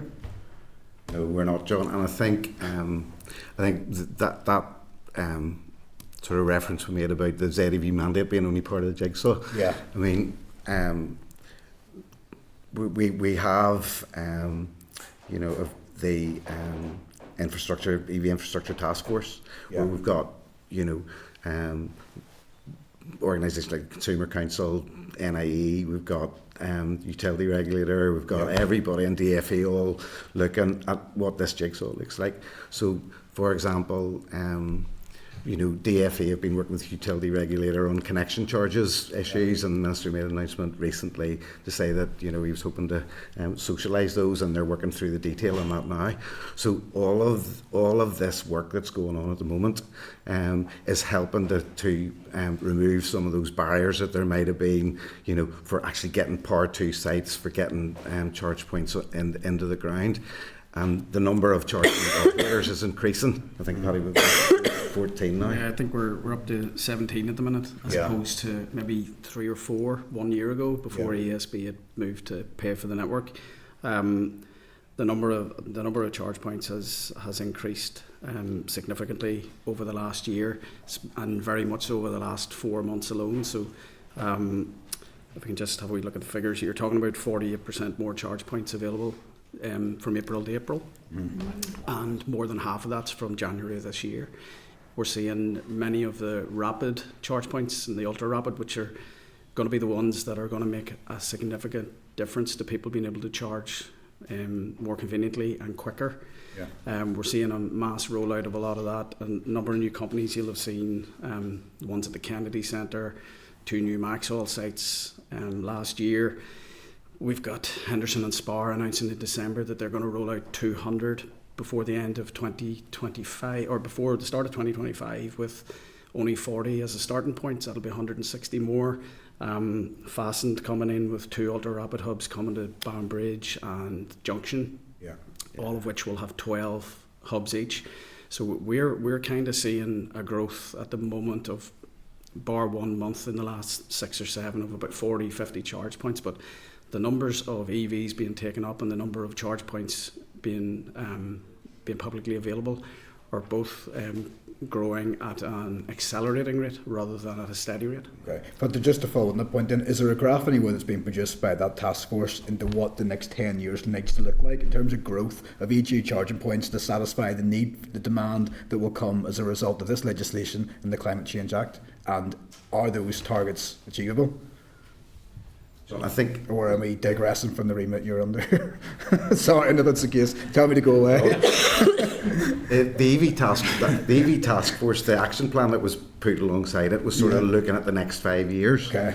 So these developments have all come very quickly. Yes. And for example, there has been a real partnership approach being taken. Derry City and Strabane District Council have took on the consortium for 9 other local councils, and they're just about to go out to tender for 127 charge points under the on-street residential scheme, which is provided by OZEV. So we're seeing both, and the department matched funded that money that they got from OZEV. So we've seen, the councils getting involved in this, and we have both council and NICS fleet working groups that are looking at how we're, sort of dealing with our own vehicles. And you've got, DFE, and a lot of this has been sort of catalysed by the work that we've been doing on the preparation for the Climate Action Plan. Okay. So to come back to Chair's remarks earlier. Yeah, I think it's just, we're still in a situation in 2024 where when we get some in Carrickfergus and my patch, it's still headline news. That's 3 come into the town centre, and everyone thought this. Well, it was this news story rather than just something that has to happen, and that's what we need to get to. I appreciate the figures you've given us, Patrick, but we need to have that continued rollout to satisfy that. If we'll go back then to the legislation, because I suppose that's why you're here. In terms of derogations, Ellis, you talked about the derogations that applied for sellers who sold them at 2,500 cars, and that the figures would be different. Can you just talk us through that and how that evolves over the period of time? So if you sell fewer than 2,500 new cars per year, you don't have to meet those percentage figures up to 2030. You can still earn allowances. So if you do sell zero emission vehicles, you can earn allowances and then bank them and sell them. Trade those on. Okay. And then if you were a manufacturer and you sold fewer than 1,000 new cars or vans, then you're exempt from both these targets, but also the non-zero emission vehicle CO2 targets. Okay. So that just ensures that small manufacturers are not going to bear a disproportionate cost, which they would if they were going to have to meet these, because they can't. The fines would be too great for them. Does that answer your question? Yeah, it absolutely does. The final point, Chair, was just on the consultation. And could you just talk us through? I know that you said there was a 96% approval rate, and particularly among those that sold cars. But were there any concerns that flagged up about generally or consistent concerns? Not in Northern Ireland. No, there were a few queries in GB from the smaller manufacturers, and those were then alleviated by those derogations. It was overwhelmingly positive, which was incredibly encouraging that they were looking at it from a UK-wide. It was overwhelmingly positive that Northern Ireland would join the scheme. Yeah. Final, just a point, not a question though. You said it was a jigsaw piece. It absolutely is. If we can't square the problem though of insurance companies charging double premiums every year for EV cars, then we've got a serious problem in trying to incentivise people to buy the things. So that's another piece of the jigsaw. Hopefully, we can address. But thank you. Sorry, Mark, you were looking in just a point. It was just a wee bit of clarity. It's at 96%, and it was largely comprised of industry. Is the industry, is that the people who sell cars or the people who make cars? That 96% is dealers and manufacturers. Apologies, yes. Okay. And just another of that, and sorry, I know you'll be coming to me separately, Chair, but how many of those were? Please go ahead. How many of those responses are in Northern Ireland? That was a UK-wide consultation. How many respondents were there from Northern Ireland? I can't remember that off the top of my head, but I'm happy to send that back to you. Okay, Cahill. Your questions, You could round all those questions, Chair. I'll have to go down a different route. Maybe I'll buy a vehicle myself. No, and I welcome obviously the presentation. Clearly, listening to what you're saying, I mean, there's been a broad range right across the sectors in favour of it. And once we introduce something new, we've got to make sure we get the balance right between the carrot and stick approach. And the key element that's getting the communications out. And I do, and John mentioned the derogations and obviously exemptions is a big part and plays a key part, especially for here. So my two questions obviously I want to just maybe clarification on. Accepting that you're saying there's a broad range, supported, there's 96% supported, which is fine. The two issues for me is obviously the key element of the work of the task force now getting this out and getting the message across and helping distribute all that message. And then I'm keen to ask this about home charging, because if we're going to incentivise and we want to encourage it, and I know there's been a number of points now, and I've met the ESB in different groups over the last number of years are keen to get that. I know councils are playing their part, but if we're serious, we need to look at residential as well. And I couch it all in the fact that we're going to introduce something new, make our climate change hard, but we need to bring the people along with us. And the industry's key to get. But that's my points, because most of that question was asked. Okay. Let Eilish answer the first part of it, and I'll talk about the home charging side. What the comms? And the task force and the comms, That's your right. Okay. Back to you, I'll do both. Okay. So the task force. So the task force was designed as, it came off the back of the energy strategy. So DFI chair it, but it's another collaboration. Okay, and I think over the last couple of years, it was designed to look at what this market, what the issues would be over a period of 5 years. So we are now seeing some of the fruition from that, in that ESB started charging and created the market. Utility regulators, as I said before, has been working on the connection charges side of things. DFE look at grid strength, how we can continue to bring those things together. So we're at the point now where we're starting to be able to get those messages out. Okay, we've been looking at how we can, there was a recent OZEV grant for schools for putting charge points in, which we have tried to make sure that went out properly on social media, and that schools knew that they were able to actually get this funding. So we're looking at how we can, push that out. From a messaging perspective, I think people are, getting that messaging and are, showing their confidence by going into showrooms and buying these vehicles, and the infrastructure providers are putting in the ground. From a home, and I'll add to the other part of your question in, from a home charging perspective, there are still issues that need to be dealt with. We've got, if you, particularly for like 80-90% of people in Northern Ireland have drive, just because of the nature of the country, you know, have driveways or curtilage that they're able to charge their vehicles at, but there are those people who don't.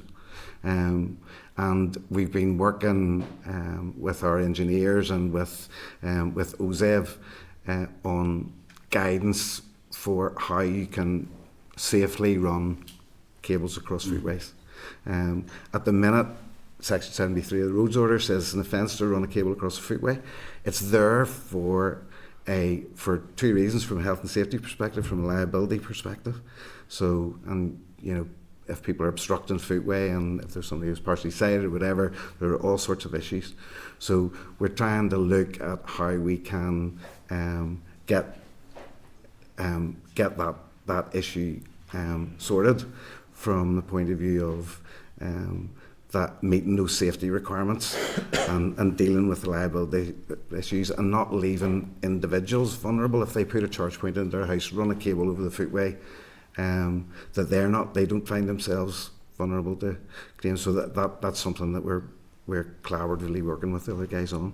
And I mean that's the key point. I mean, you should be thinking outside the box when you go to introduce these things. You should be looking, like you said about, so you know, residential homes, council has most responsibility for planning the most, and those conversations. The very fact the EFA is in charge opening the roads, given the whatever the warrant for opening the roads in the first place. So that's the kind of thing we need to be talking about and getting the message out and encouraging.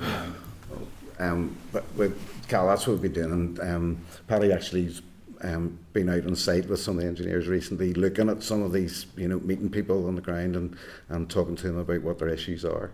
I mean, there's all sorts of problems. You know, if you put infrastructure in and then someone moves house and the other person comes in behind them and doesn't want to have that infrastructure in, doesn't want to take the liability, or if they've got no parking or there's parking restrictions. So they're just real life things that we have to get over. So we need to iron those things. That's to say the broader conversations, we need to iron those things out, to be honest with you. We've been engaged also, Cal, just exploring the type of options that could become available.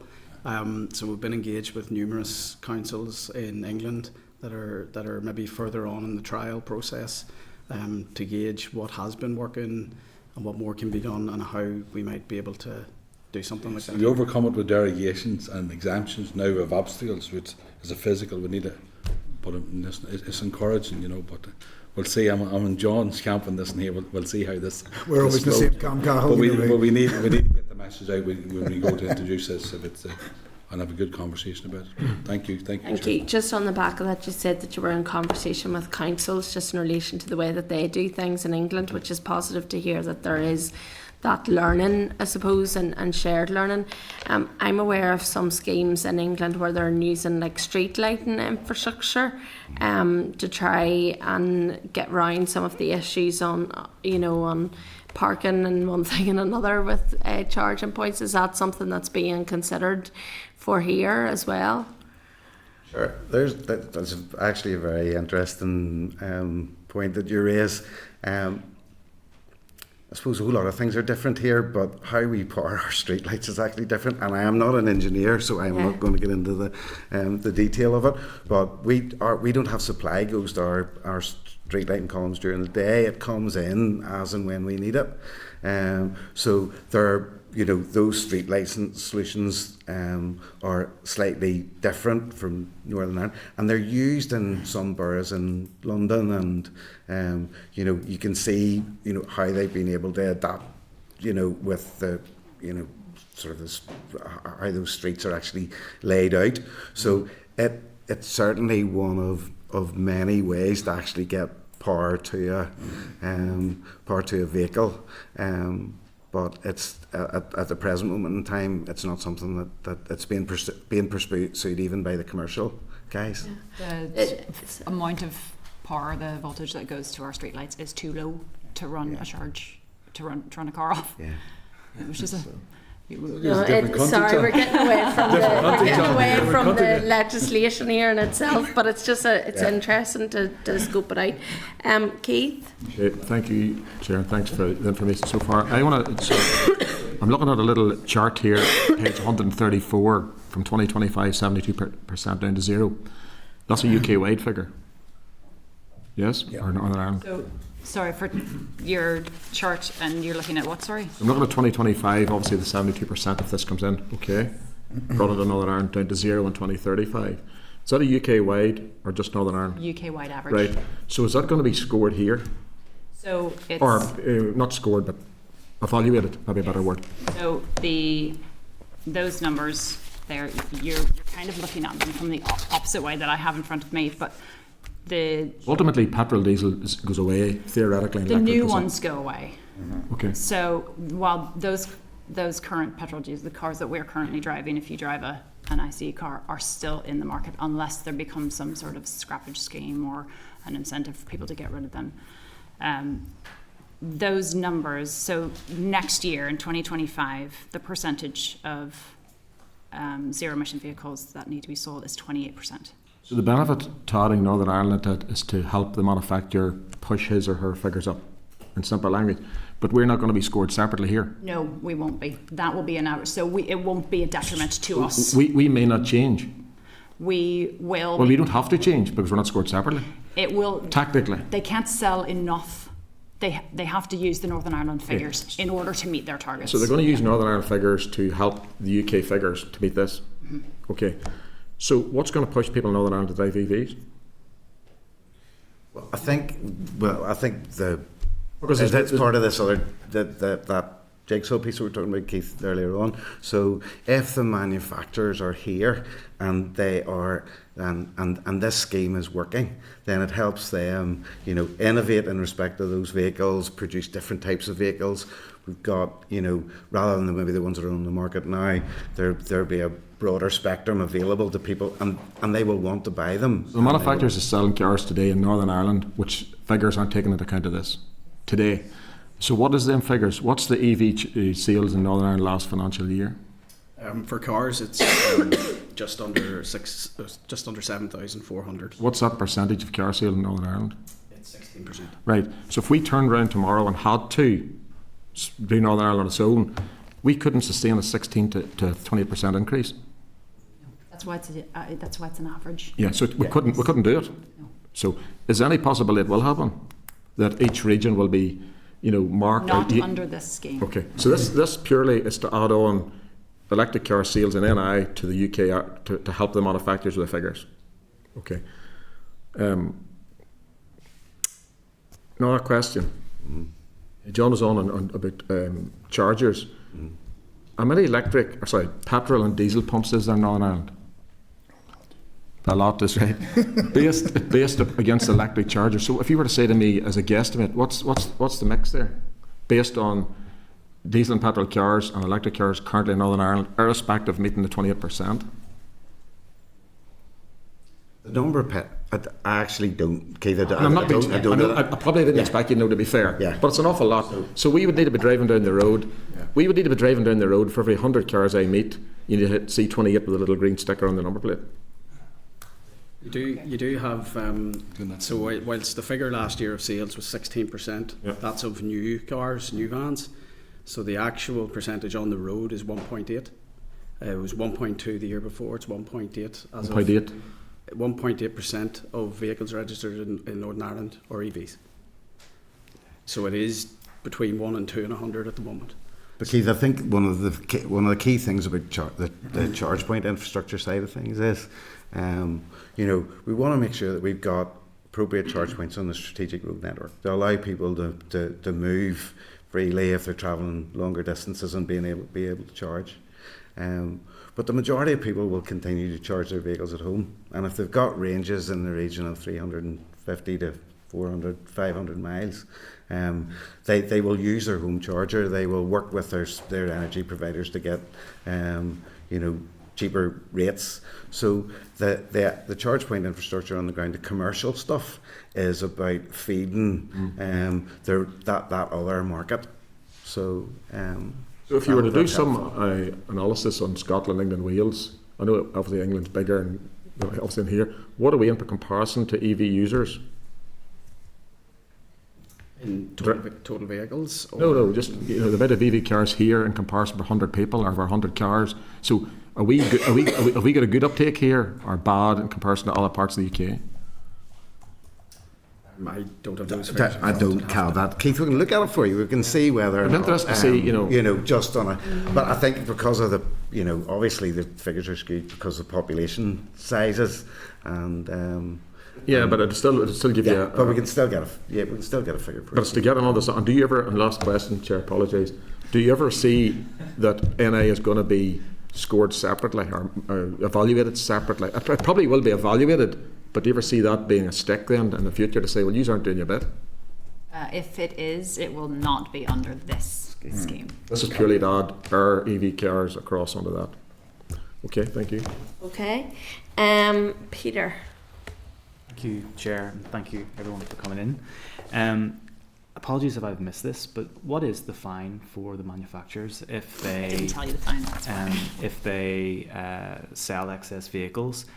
If you can answer that. £15,000 per car. Okay. And after next year, it will be £18,000 per van. Okay, that's good. And then secondly, does this policy come in completely from GB to here? Is there any opportunity to amend it in any way, or is it just it's coming in? It's not coming in and being imposed upon us. So the way this policy has been set out and developed is completely for regions. Okay. So over the course of the last several years, it has been DFI, Scottish Government, Department for Transport, Welsh Government. Okay. So we know what it's going to look like. So we know what it's going to look like. And enhance it or water it down, basically. No, and no jurisdiction, no administration can change it by themselves. It has to be a four-way. And the legislation, if for some reason the Assembly said we're not going to agree this, it doesn't go through in Northern Ireland. That's good. And then I'll declare an interest, as one of the 10% that doesn't have a driveway. And I'm aware of a number of different... Bring in the new law next week to get that sorted out. Aware of a number of different sort of novel approaches, thinking about London specifically. And one example where there's like a line sort of drilled almost into the footway. Yeah, something like that. I mean, would we be looking at pilot schemes of how they can look like in Northern Ireland, because they work in other areas? So is a pilot approach something that the department's looking at? That's what we're trying to see what has been successful in England. There has been nothing that has won the game here as far as that's concerned yet. So we're looking at what as far as Cornwall and Oxfordshire we've been sort of seeing, but we've also been sort of trying to look at it from a Northern Ireland context, because some of the grants that have gone out, I mean, we are the Highway Authority. So we can decide, what streetworks licence are granted, who thing, but it's not the technology that's the issue. So it's more the liability and the health and safety issues that we have to get right. So that's something that work's ongoing, and we hope to be able to find those solutions pretty quickly. If I could just elaborate as well, Peter. When the UK government published the plan for drivers at the back end last year, they laid out a whole series of plans, but one of the things was to provide a guidance document for local councils, highway authorities, to navigate their way through this exact feature. That's just been published about 10 days ago. Okay. So we're literally making our way through that whilst meeting people who need these solutions, having a look at some of these areas and engaging with some of these others. David just talked about Cornwall. That's one of the most recent ones we've engaged with, who are maybe further ahead or have piloted some of this already. So we're fully aware of the importance of it, and beyond that we're engaged in it now. But it's very much a new emerging area in terms of that guidance and what we can do with it. Okay, Mark. Thank you, Chair, and thanks to the team for coming along. I think it's important that we do, I suppose, take this on. Otherwise, you run the risk of the North maybe becoming something of a dumping ground for diesel and petrol cars.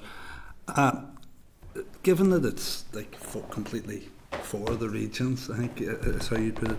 Is there any consideration given to what the situation is in the south here, and what is the state of play there, and how do we marry up with that?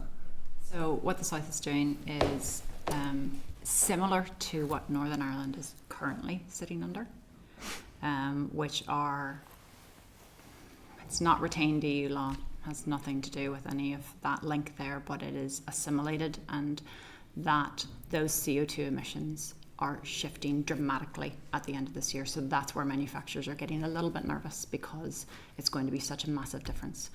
But when we contacted our counterparts down south, they said because they have no remit over manufacturers, the way that they are handling this is massively pushing incentives for people to buy EVs, and they have the finances and the resources to do that. I was going to come on. That is perhaps a bigger issue, but the disparity between the two systems is going to become very, very evident come the beginning of next year. I was going to come on to incentives, because while hopefully this will renew a focus on the provision of charging infrastructure, and certainly, I suppose, got a focus from the committee on charging infrastructure, and I'll go on to it again a bit. Ultimately, what drives use will be affordability, and I think the notion that everyone who today is driving a diesel or petrol car will in 10 years' time be driving an e-car is just for the birds. Yeah. To be honest, people aren't going to be able to afford to make this transition unless it's supported by government. Has there been anything coming from Westminster in that regard around grants, be it with, I know there are sometimes incentives around charging points themselves, but around vehicles? Mark, I think this has been another sort of transition. In the early days, there were grants for cars, and then the market started to grow, and OSE have started to roll those grants back. So there are still grants for vehicles available for vans and for motorcycles and for lighter trucks, that type of vehicle. So they still exist, but not for cars. And they have sort of pushed the grant side of things into more in around the charging scheme, offering, for example, the on-street residential charge point scheme that Darren Strabane District Council are taking forward as that consortium, is the sort of thing that they've been doing. But when it comes to those pure grants for vehicles which were run through the dealerships, we haven't seen the money being available to do that. And I know it's not in this or not that they've seen, but is there talk of this is around manufacture? But has there been any speculation around a cliff edge in terms of use of petrol and diesel vehicles? Sort of getting an Italian job kind of image they're going, but when people will have to stop driving them because you do run the risk, and we've seen it now with cost of living crisis, and that here already where people are holding on to cars longer, but if people hang on and on and on, the diesel and petrol cars, there'll be implications not just for the environment, but significantly for road safety potentially as well. Certainly not in any of the conversations that I've been having around this, because the focus has been to force manufacturers to change their manufacturing processes.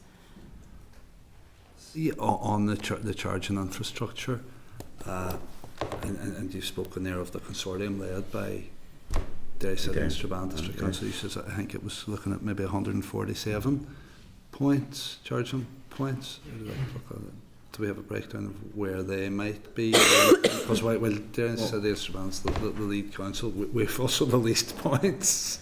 I think Fergus probably has more than Derry City. I don't know about that. They're about to go out to tender.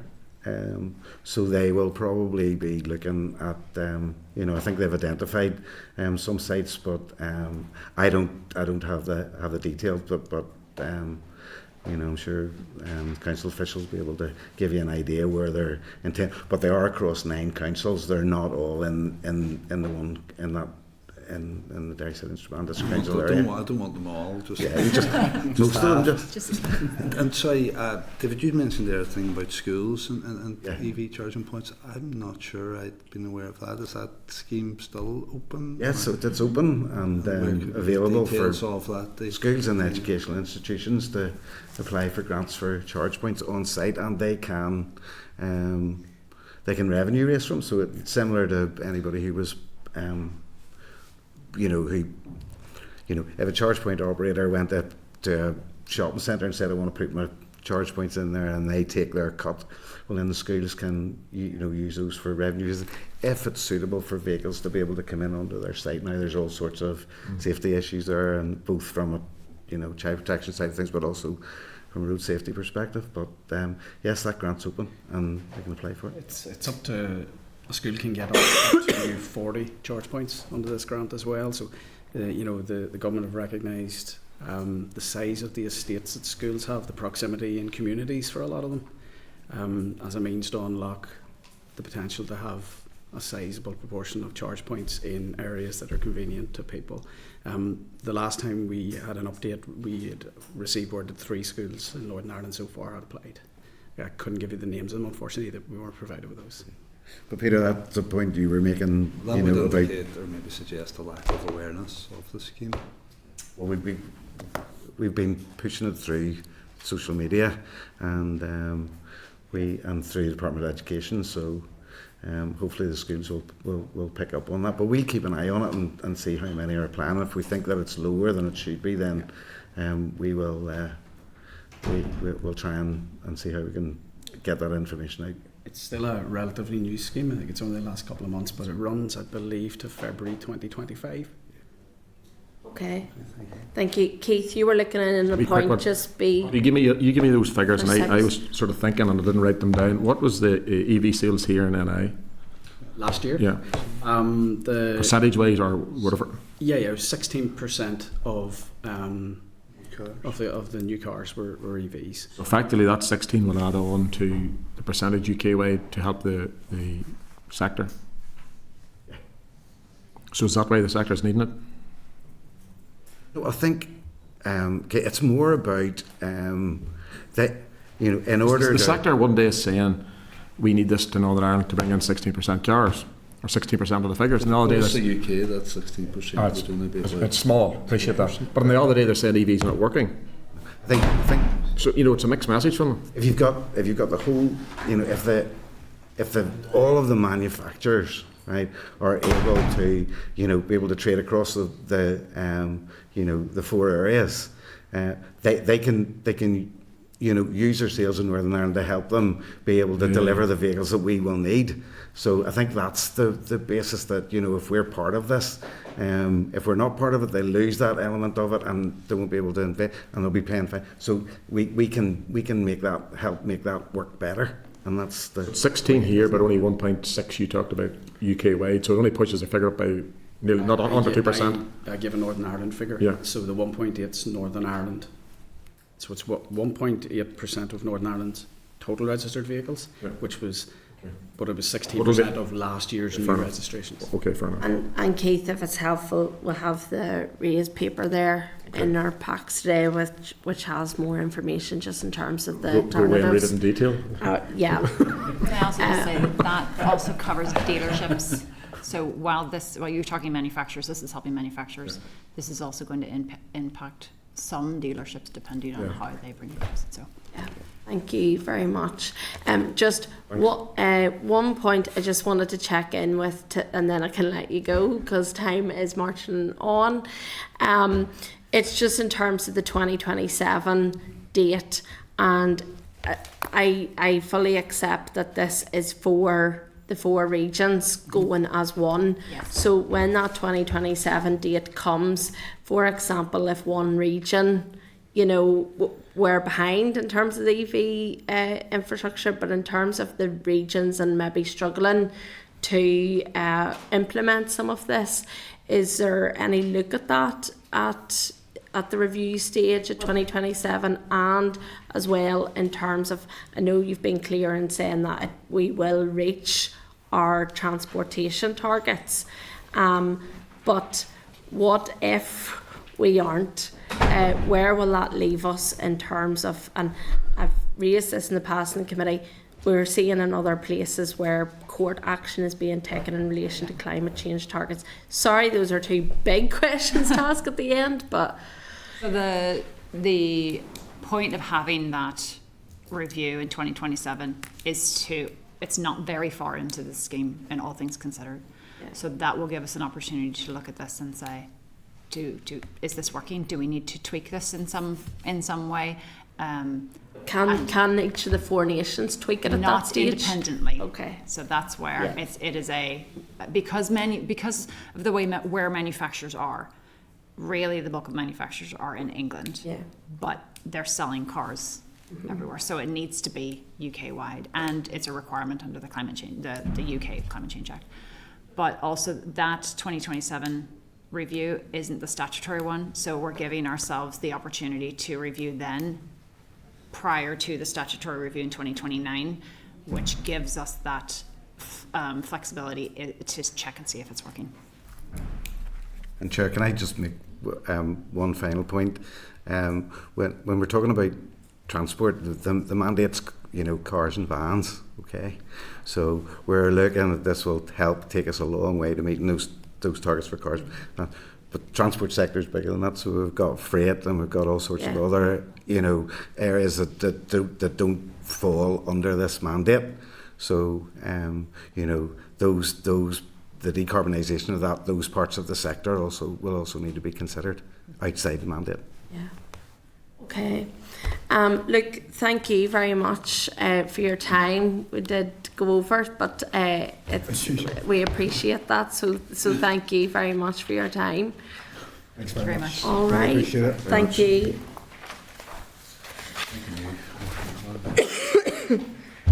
So members, I suppose because this is obviously an SL1, I need to obviously ask, are members content with the proposal for the statutory instrument? In terms of going forward? Yes. Yeah, content, yeah. Okay, so that finishes that item of business. We're now going to move on to item 9, and apologies for coming late to you. This is a SL1 Kings Lane Warren Point Stopping Up Order Northern Ireland 2024, and at page 133 you'll see the SL1 Kings Lane Warren Point Stopping Up Order Northern Ireland 2024. And we welcome again to the committee Mr. Ronnie Balfour, who is the Head of Transport Legislation Branch at DFI. Ronnie, very briefly, if you want to just outline in terms of this SL1, just a brief couple of minutes if you can, and then I'm going to come to members' questions after. Thank you. Thank you, Chair. Thank you for the opportunity to give you some context and background to this particular piece of legislation. I do my very best to be concise and succinct. There's quite a lot of aspects to it, but I'll try to be as quickly go through as quickly as possible. The Department is proposing, under powers conferred by Article 68 of the Roads Northern Ireland Order, to introduce subordinate legislation permitted to make the statutory rule relating to Kings Lane, which essentially will stop up a short, approximately 60-metre long stretch of narrow single-lane one-way road which runs from Church Street onto East Street and Summerhill, which my engineering colleagues in our department's Southern Division are of the opinion is no longer required for vehicular traffic due to the availability of other alternative routes via Duke Street and East Street, Summerhill. This request really emanates from a request from a developer back in March 2020, quite some time ago, on behalf of a developer. The development comprises a mix of residential, 10 apartments and retail, extension to an existing public house, and construction of 3 new retail units. And approval for that application was granted by Newry Moore and Down District Council back in December 2021. The department, in its role as a statutory consultee, essentially recommended the stopping up, and that was in the interest of pedestrian safety, primarily for road safety reasons, to take account of the anticipated increase in pedestrian footfall arising from this new development. Essentially due to width limitations in Kings Lane, which I've already mentioned is a very narrow lane. Under design standards in place at the time, there was insufficient space to construct a footway to accommodate the additional footfall, and essentially, as currently proposed, access from this new development would be onto this narrow street, and that would result in a heightened risk of conflict between pedestrians and vehicular traffic going along that street.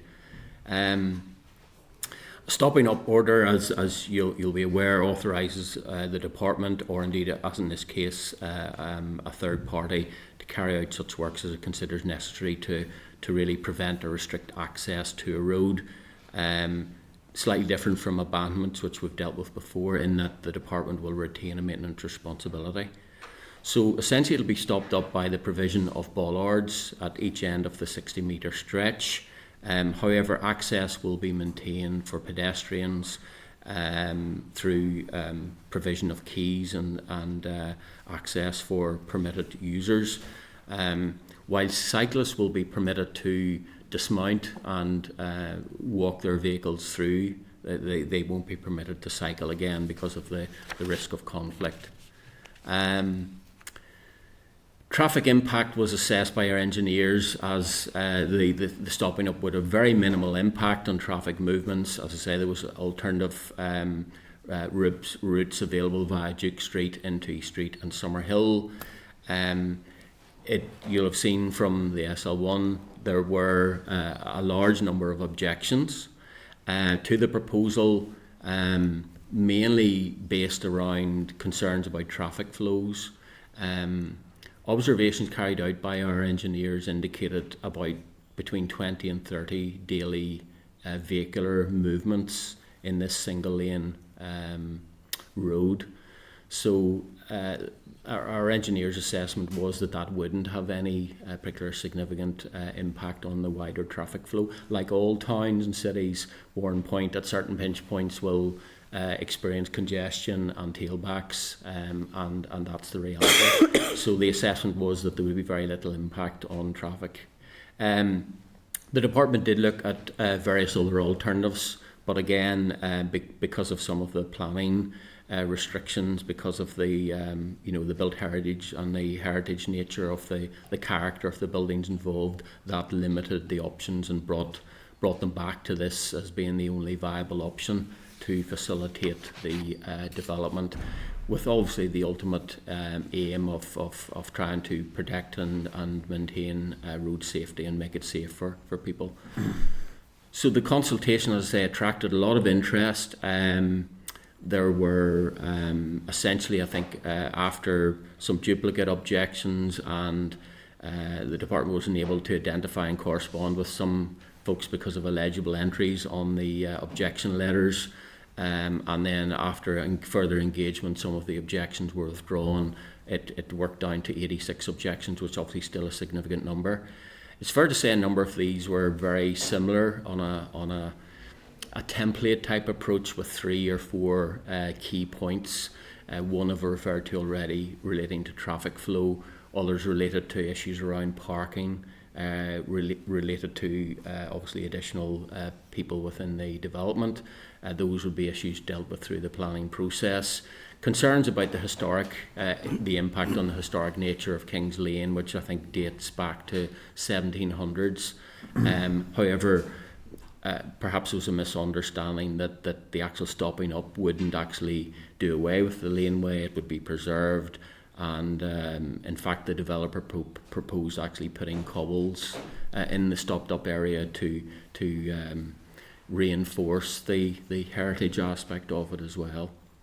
So my colleagues in Southern Division, liaison with my own team, essentially worked through all of those letters of objections, went back, addressed each of those points, and requested if the objectors would consider withdrawing their objections. Some did, but a number remain on the book, so to speak, with 86 still sitting there. So in that particular situation where there are a number of objections, the divisional roads manager will look at the points that have been made in the objection letters, essentially consider each of those, put a proposal through then to the grade 5 within Transport Policy Division at that particular time, and essentially set out recommendations as to why, in his or her opinion, why they believe that this legislation should proceed without recourse to public inquiry. And the main thrust of the suggestion and the recommendation to proceed that manner was, again, because it was providing increased public safety and pedestrian safety. The proposal had met the approval of the local district council. Access to Kings Lane was being maintained through other alternative routes. The stopping up would still facilitate and allow pedestrian movements and the use of cyclists, as that was one of the concerns expressed. The proposal met the approval of other statutory bodies, including PSNI, who indicated that they didn't perceive the stopping up as having a detrimental impact on traffic flow and overall safety through the town. And it's fair to say that the basis of most of the objections appear to focus on broader, wider issues relating to the town rather than specifically this very small 60-metre section. But as I say, the responses went back to the objectors, and essentially there was no further. Objectors are given an opportunity after the notification of the Department's decision to proceed without recourse to public inquiry to submit additional information within 14 days. No additional information or no new information was submitted. There was still ongoing communication on various matters, including whether the Department was permitted to use the Executive Formation Act to progress the legislation in the absence of the Assembly and a Minister. So that essentially brings us to where we are now with the SL1 for your consideration. So I hope that is helpful. Okay, thank you for taking us through that.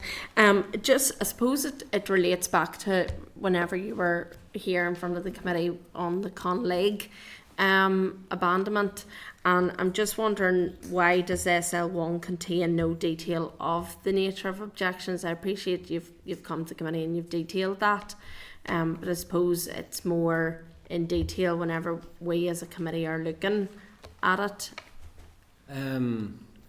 I suppose simply from the point of view of brevity, there were a fair number of issues and a lot of information. Certainly more than willing to go back. We have all that information. I have it available here in the preparation. If that would help you in your consideration and wider understanding of the wider context, more than happy to share that with you. I think it's just been useful as a committee, whenever we see it coming forward, that, if there is 100 objections, what was the main reasoning behind the objections, why, to get that overall picture, because, appreciate that, and certainly we'll note that in terms of the future, if there are, as long as you don't mind a lot of a large section of rainforest being destroyed.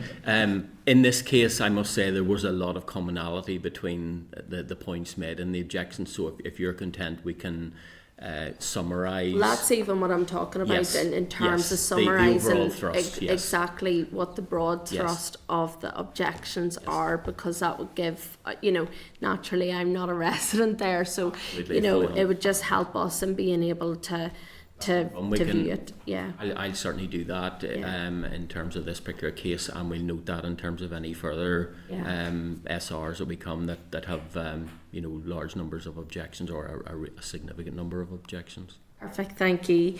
The other thing I wanted to tease out there, you said about the developer creating cobbles, and we've seen very recently in terms of some disability advocates making strong the point in relation to cobble streets, and also for cyclists, the problems that may entail for them as well. Also, I would have a little bit of a concern just in relation to disabled access for people. There are shops down there. There's going to be more for people who might need dropped off and then moved on. What steps have you taken to look at that side of things in terms of disability access and you know, to make it inclusive for people? Yeah, absolutely. Those are very valid and real considerations and would be factored in. I think perhaps I mislead's the wrong word, but the developer was very conscious of the heritage aspect within the town and the sensitivities around that, and I think they simply offered that as a part of the proposal, that they would be willing to do that to try to maintain the authenticity and the heritage of the area. In terms of the practical outworking of that, you know, it's not at that particular stage, and that would be worked through, and certainly issues about accessibility would be very key considerations for the department, you know, as well as obviously for potential occupants of the apartments which the developer is proposing to build. And then, sorry, just going back, I noticed that a number of buildings within the specified area in the map provided by the department have shutters. So I'm just wondering, were any of the objections received by occupants of those buildings on the King's Lane? No, I didn't.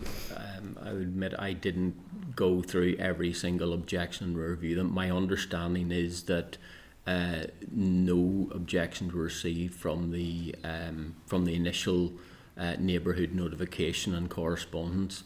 The objections tended to come from other, you know, people who live in the town and have nobody on interest. King's Lane. No. Okay. To my knowledge, I can check that and certainly come back and confirm that that's the case. Okay, Keith. Just a couple of quick points. I've done a Google Street View. One point is not my 1 minute too often. Is that a one-way direction from Church Street up King's Lane? Yes. Okay. Very narrow lane, yeah. so it couldn't. So I went to the car and a little bit more. Yeah. Yeah. See at the far end, that East Street and Summerhill. Is that I don't know that. Is that a two-way road? Is that a two? Yes, it is. So is people going up? is people going up King's Lane to shortcut Duke Street, or are they going up King's Lane to get into the back? I presume those is houses in front of Summerhill. They would tend to. There would be two main purposes. There's a car park further down, so it would be to access the car park, although the car park can also be accessed from Duke Street and on into East Street, Summerhill. Occasionally as well, what would happen if traffic is backed up in Church Street, then this would be a bit of a rat run. In fact, a couple of taxi drivers wrote in objecting, saying that they found that very helpful if they were taking clients somewhere, that would allow them to get off Church Street at particular pinch points. So is that see the developer? I take it that's all demolished according to that. We're looking at this picture. Is he or she? Is that going to be like shop fronts along King's Lane? Is that the plan there? Yes. Like a sort of what would they call a pedestrian area? Retail and apartments, yes. So just that 60 metre section would be essentially pedestrianised. But as I say, with folding bollards to enable where required, you know, if delivery vehicles needed to come into one of those retail units, the retail unit owner would have keys to be able to take the bollards down and restore them. Okay, Cahill? Yes, I know the area, right. The point slightly different from the last one, Chair, was that the council hadn't really responded to the last one we looked at. They have given permission for planning, you see, and that would be my question. I mean, if all the councillors went through the planning process and facilitated that. Now, I don't know exactly what they've all said. You have to appreciate the objections. My point was slightly different on that in there, but obviously as pedestrian safety is one of the key elements on it. Very much on the plan, so. as plan conditions. So yes. I would just have to ask if council as an overall corporate body agreed with the planning application, then you know that would be my main thing. If they're happy enough with it, I would ask the question why then would and get involved in individuals. But I do agree with there's a number of applications, and we do generally ask why they are. To be fair, well, it has to come to us anyway. So and I suppose for ourselves, I'm not aware of the area. I would have thought if some of the councils would have raised a major issue there, if there had been an issue, you know what I mean. I'm only saying that. I mean, if it happened in ABC, we would do the same. We would. Which is a fair enough point. We'll come to the debate at the end. No, I'm only saying it's just us. But Andrew. Yeah, no, thank you. I'm slightly new to this committee as well, so I suppose just a couple of questions. Really, is just what is this process from this committee's point of view, if that makes sense? Like what process are we now following in regards to our whatever it is? Is this a consultation? Is this feedback, or what this is? And then sort of generally, just sort of slightly more. I think you've clarified this, but again, this sort of touches on what Mr. Boylan said there. Were these objections to the stopping off, or were these objections to the actual planning? If that makes sense, you know what I mean? No, they were to the stopping up. To the stopping up. The planning process is totally separate, right. And runs in parallel, and essentially, there was an opportunity as well there for. Through the advertisement of the proposal and so on, for objection to come through that. Obviously, that's taken forward by the council, not the department. So again, so essentially, I'm not aware of whether there were similar volumes and numbers of objections through the planning process. Planning's gone through, and this is part of the planning. So this is always going to come down the river, essentially, one would presume. And then the other question, well, I think you've asked. I was sort of curious as to what the historical context of the lane was, and as you say, it's a 1700 from the 1700s, so presumably it wasn't designed for traffic to be going through, but traffic going through horses and carts. Yes. Horses and carts, or they're modern day bicycle, but we're going to stop them as well, so that's okay. But that's okay. I think that's sort of half. Yeah, it's more the process of what actually. Yeah, what your role is in front of us, I suppose, Chair. But is that not too much a question? Stopping orders are subject to a negative resolution procedure, and they're led before the Assembly. So a rule made under this procedure is subject to a statutory period, which is 30 calendar days or 10 days, in which the Assembly has sat after the date the rule is laid before the Assembly, whichever is longer. That statutory period is set out in Section 41 of the Interpretation Act, Northern Ireland 1954. So that's the period during which an MLA could seek to annul a statutory rule which the Department is proposing to make by resolution of the Assembly. So essentially the SL1 and the legislation are essentially come before the committee twice. At this stage for the SL1, with the proposal indicating the legislation for your consideration, detailing the proposals for your scrutiny, and then following the making and the laying of the statutory rule in the Assembly, it's also scrutinised by the committee at that stage. And as I say, there is the opportunity, should an MLA choose to bring forward a motion to annul and strike down the statutory rule, and the Assembly then would vote after debate on the motion. And if the Assembly clearly voted in favour of that motion, then the statutory rule is struck down and annulled, and is no longer part of the law from that date. So does that? Forgive me for picking up in. So does that mean that it could possibly come back to us again? Is that what you're saying, or is it once it's it's made, the legislation will come back at that stage for your scrutiny? Yeah, that's fine. And I don't mean to curtail discussion, but the clerk will be able to give you some more information just in relation to that. Thank you. Ronnie, if you don't mind, in terms of scoping out the amount of vehicles, and you talked about 20 to 30 there, I take it that's taken. Officials will be on the ground, say, throughout the day, rather than say 7 o'clock in the morning or 10 o'clock at night or whatever. Those were I don't have the specifics of how many occasions, but there were observations carried out, and those observations wouldn't be meaningful if they weren't done over a significant duration. So. The information I was given was that this was 20 to 30 vehicle movements per day. Okay. So that was over a period of time. There was also, I understand, a related traffic survey which Department for Communities was undertaking in the general Bourne Point area as well. And the findings from that were consistent with the observations that our officials found as well. So, thank you, Keith. Very briefly, if you don't mind. Looking on the, you may or may not know the answer to this. There's a Bennett's Cafe or restaurant. The two buildings at the front of the bit that's cleared. Yes. Does the developer own that?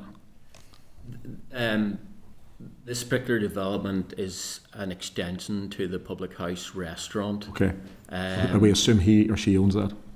So, personally, I would like to see what was passed by council, because there could have been an option to make that building narrower to make the footway. So that's my. I would like to see that, because I presume then the developer wants to stretch the whole thing on back. That was one of the options which our engineers, as part of the statutory consultation, and I think there were issues that the facade of the particular public house, and which fronts out onto Church Street, does have certain sort of heritage and built heritage characteristics, and the planning authorities didn't deem any of those alternatives to be acceptable because of the detrimental impact on the heritage aspect. That's just, it'd be good to see what the planning was approved, because it wouldn't have taken into account the people, and there's a fair 100 objectors minus 8 or 9 removed. It's still a lot.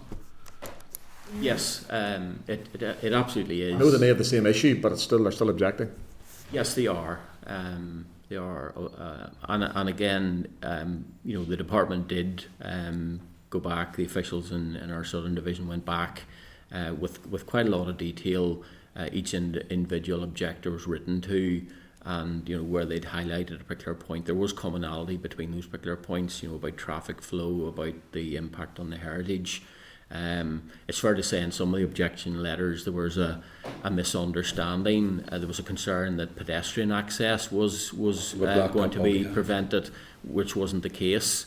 So even though those points, there were considerable efforts made to go back and address those points, with the aim of hopefully having those objectors, if they're satisfied with their responses, with formally withdrawing the objections. That wasn't the case. So as I say, there still essentially remained 86 objections, which then were factored in our grade 5's consideration of whether to proceed without recourse to a public inquiry. Okay, members, any other questions at this stage? Thank you, Ronnie. Appreciate you coming to the committee, and for your time today as well, whenever we were running late to you as well, so we appreciate that, so thank you. And we'll collate some information on the detail of the objections. Yeah, that would be good. Yeah, and especially as well, I suppose, in terms of the Kings Lane, just making sure that the objections there was definitely nobody on Kings Lane as well. That'd be good to see that. Yeah, clarify that as well. Yeah, thank you. Thank you. Okay, members, you've heard there in terms of the evidence, and obviously I need to check with you in terms of whether members are content with the proposal for the statutory rule. Yeah, like I said, Jeremy, I mean, I don't mind getting more information. My issue is, because we'll get into the situation we're going to challenge every single one of this 50 objections the next time. This issue was agreed by the council itself, and all of us had councillors on those. So it was a council decision to go ahead with the planning application. I suppose, so sorry. The question is, I would ask the question whether or not. So is it a case we're waiting now to get the information and then we'll make a decision next week, or? Well, I suppose as well, Cal, in terms of these types of things that come to us as well, in terms of this case, suppose the planning wasn't, I'm assuming, wasn't agreed as a conditional thing as to whether the stopping up order was in place or not. It's a condition, but pedestrian safety, as I was reading that, Chair. Yeah. Yeah, obviously in terms of this, when we're considering this, but we need to scope it out too.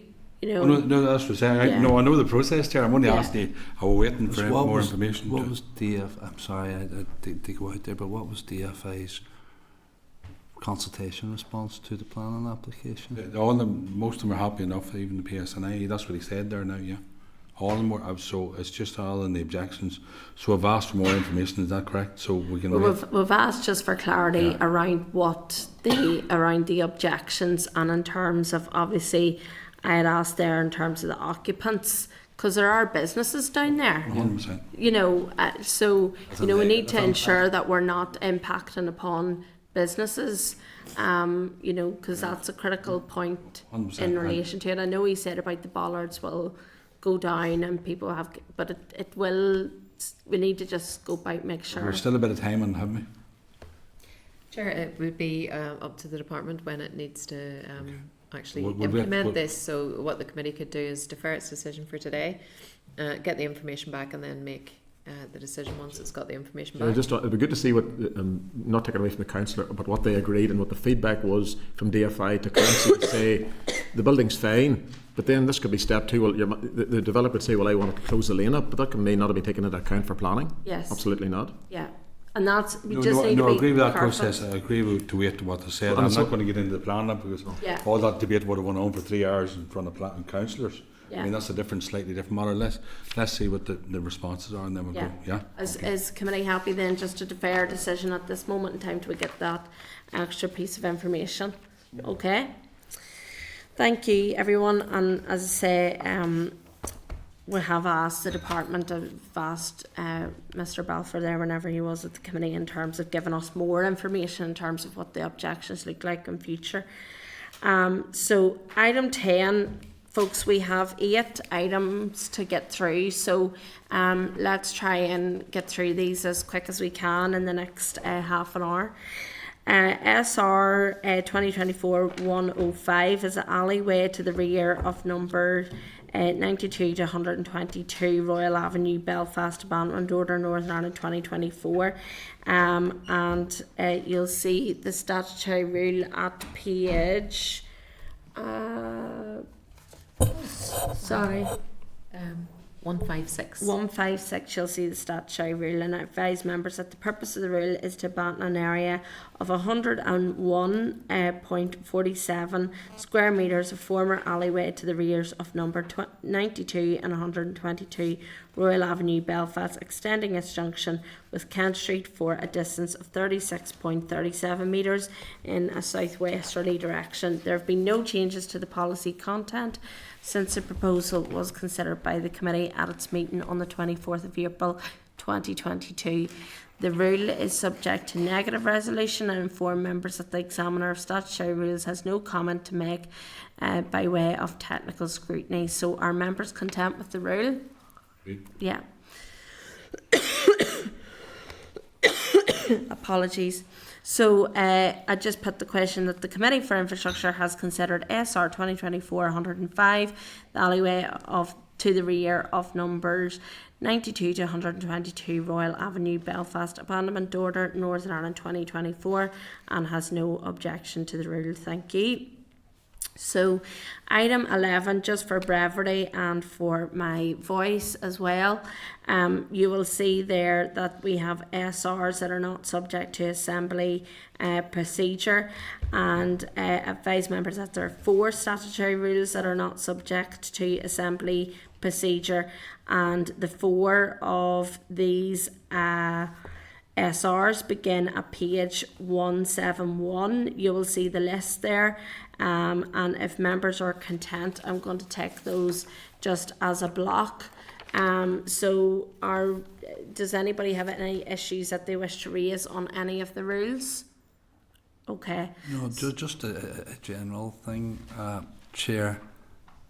And you know, these are good, and I'm sure communities have lobbied for many of these things, but then the department finally goes through the process of bringing these through as statutory instruments or whatever, but there's never any enforcement around them because they haven't the resource to do that. So you know, it's it's a bit of a chocolate fire garden in many cases. Yeah, even whenever the taxi,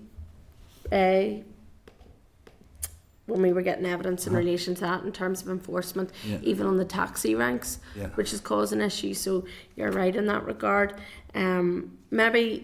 Maybe we could just check up in terms of enforcement Would that be? Yeah. Would you be content No, if no, we just thank check you, it on a, you know, in terms of parking and the likes of taxi ranks? I think we did ask in relation to the taxi ranks, we did get some information back, but I wonder now that councils have a new contract for off-street car parking.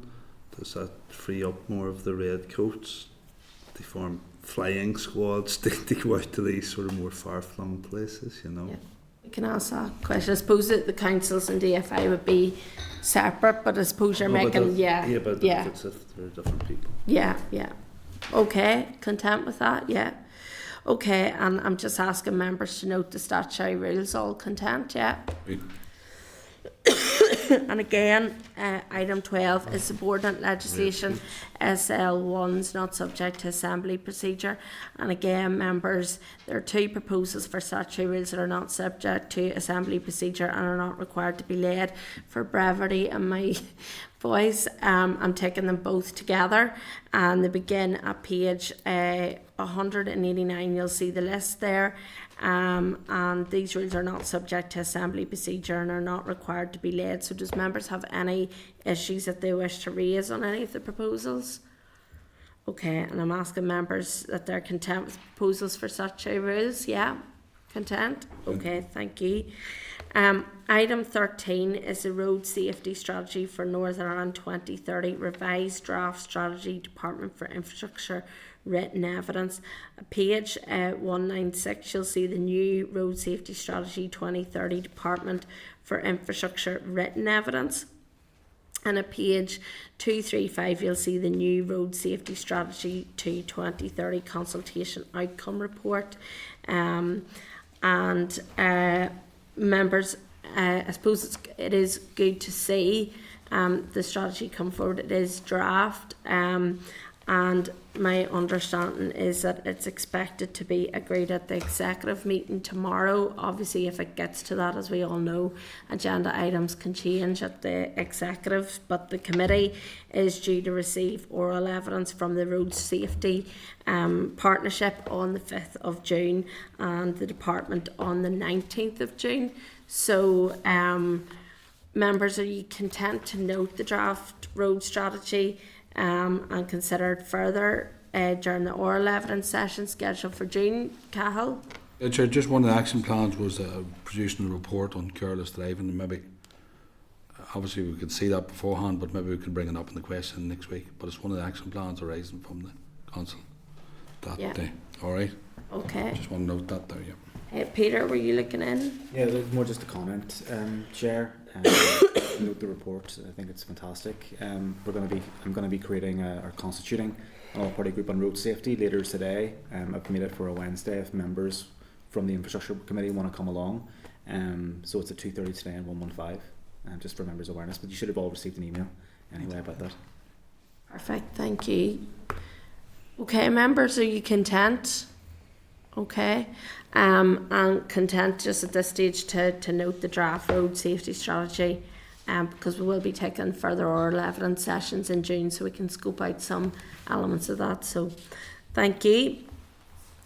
And then item 14 is motor premiums across the United Kingdom, Research and Information Services written briefing. At page 262, you'll see the motor insurance premiums across the United Kingdom, Research and Information Service written briefing. I'm asking members to note the research and to give further consideration to it as future meeting upon the conclusion of the work currently being undertaken by the Financial Conduct Authority later this year. Because remember, we'd asked in terms of more details, so it'd be good to see just in relation to both of those aspects together, if you're content with that. We're just still waiting on how that comes out, yeah. There's nothing else for vast, have we been through? No. That's okay. And I think my understanding is one of those reviews is the summer, so it will probably Well, be that's autumn 100%. time before. Just to be updated where we're at, no problem. So.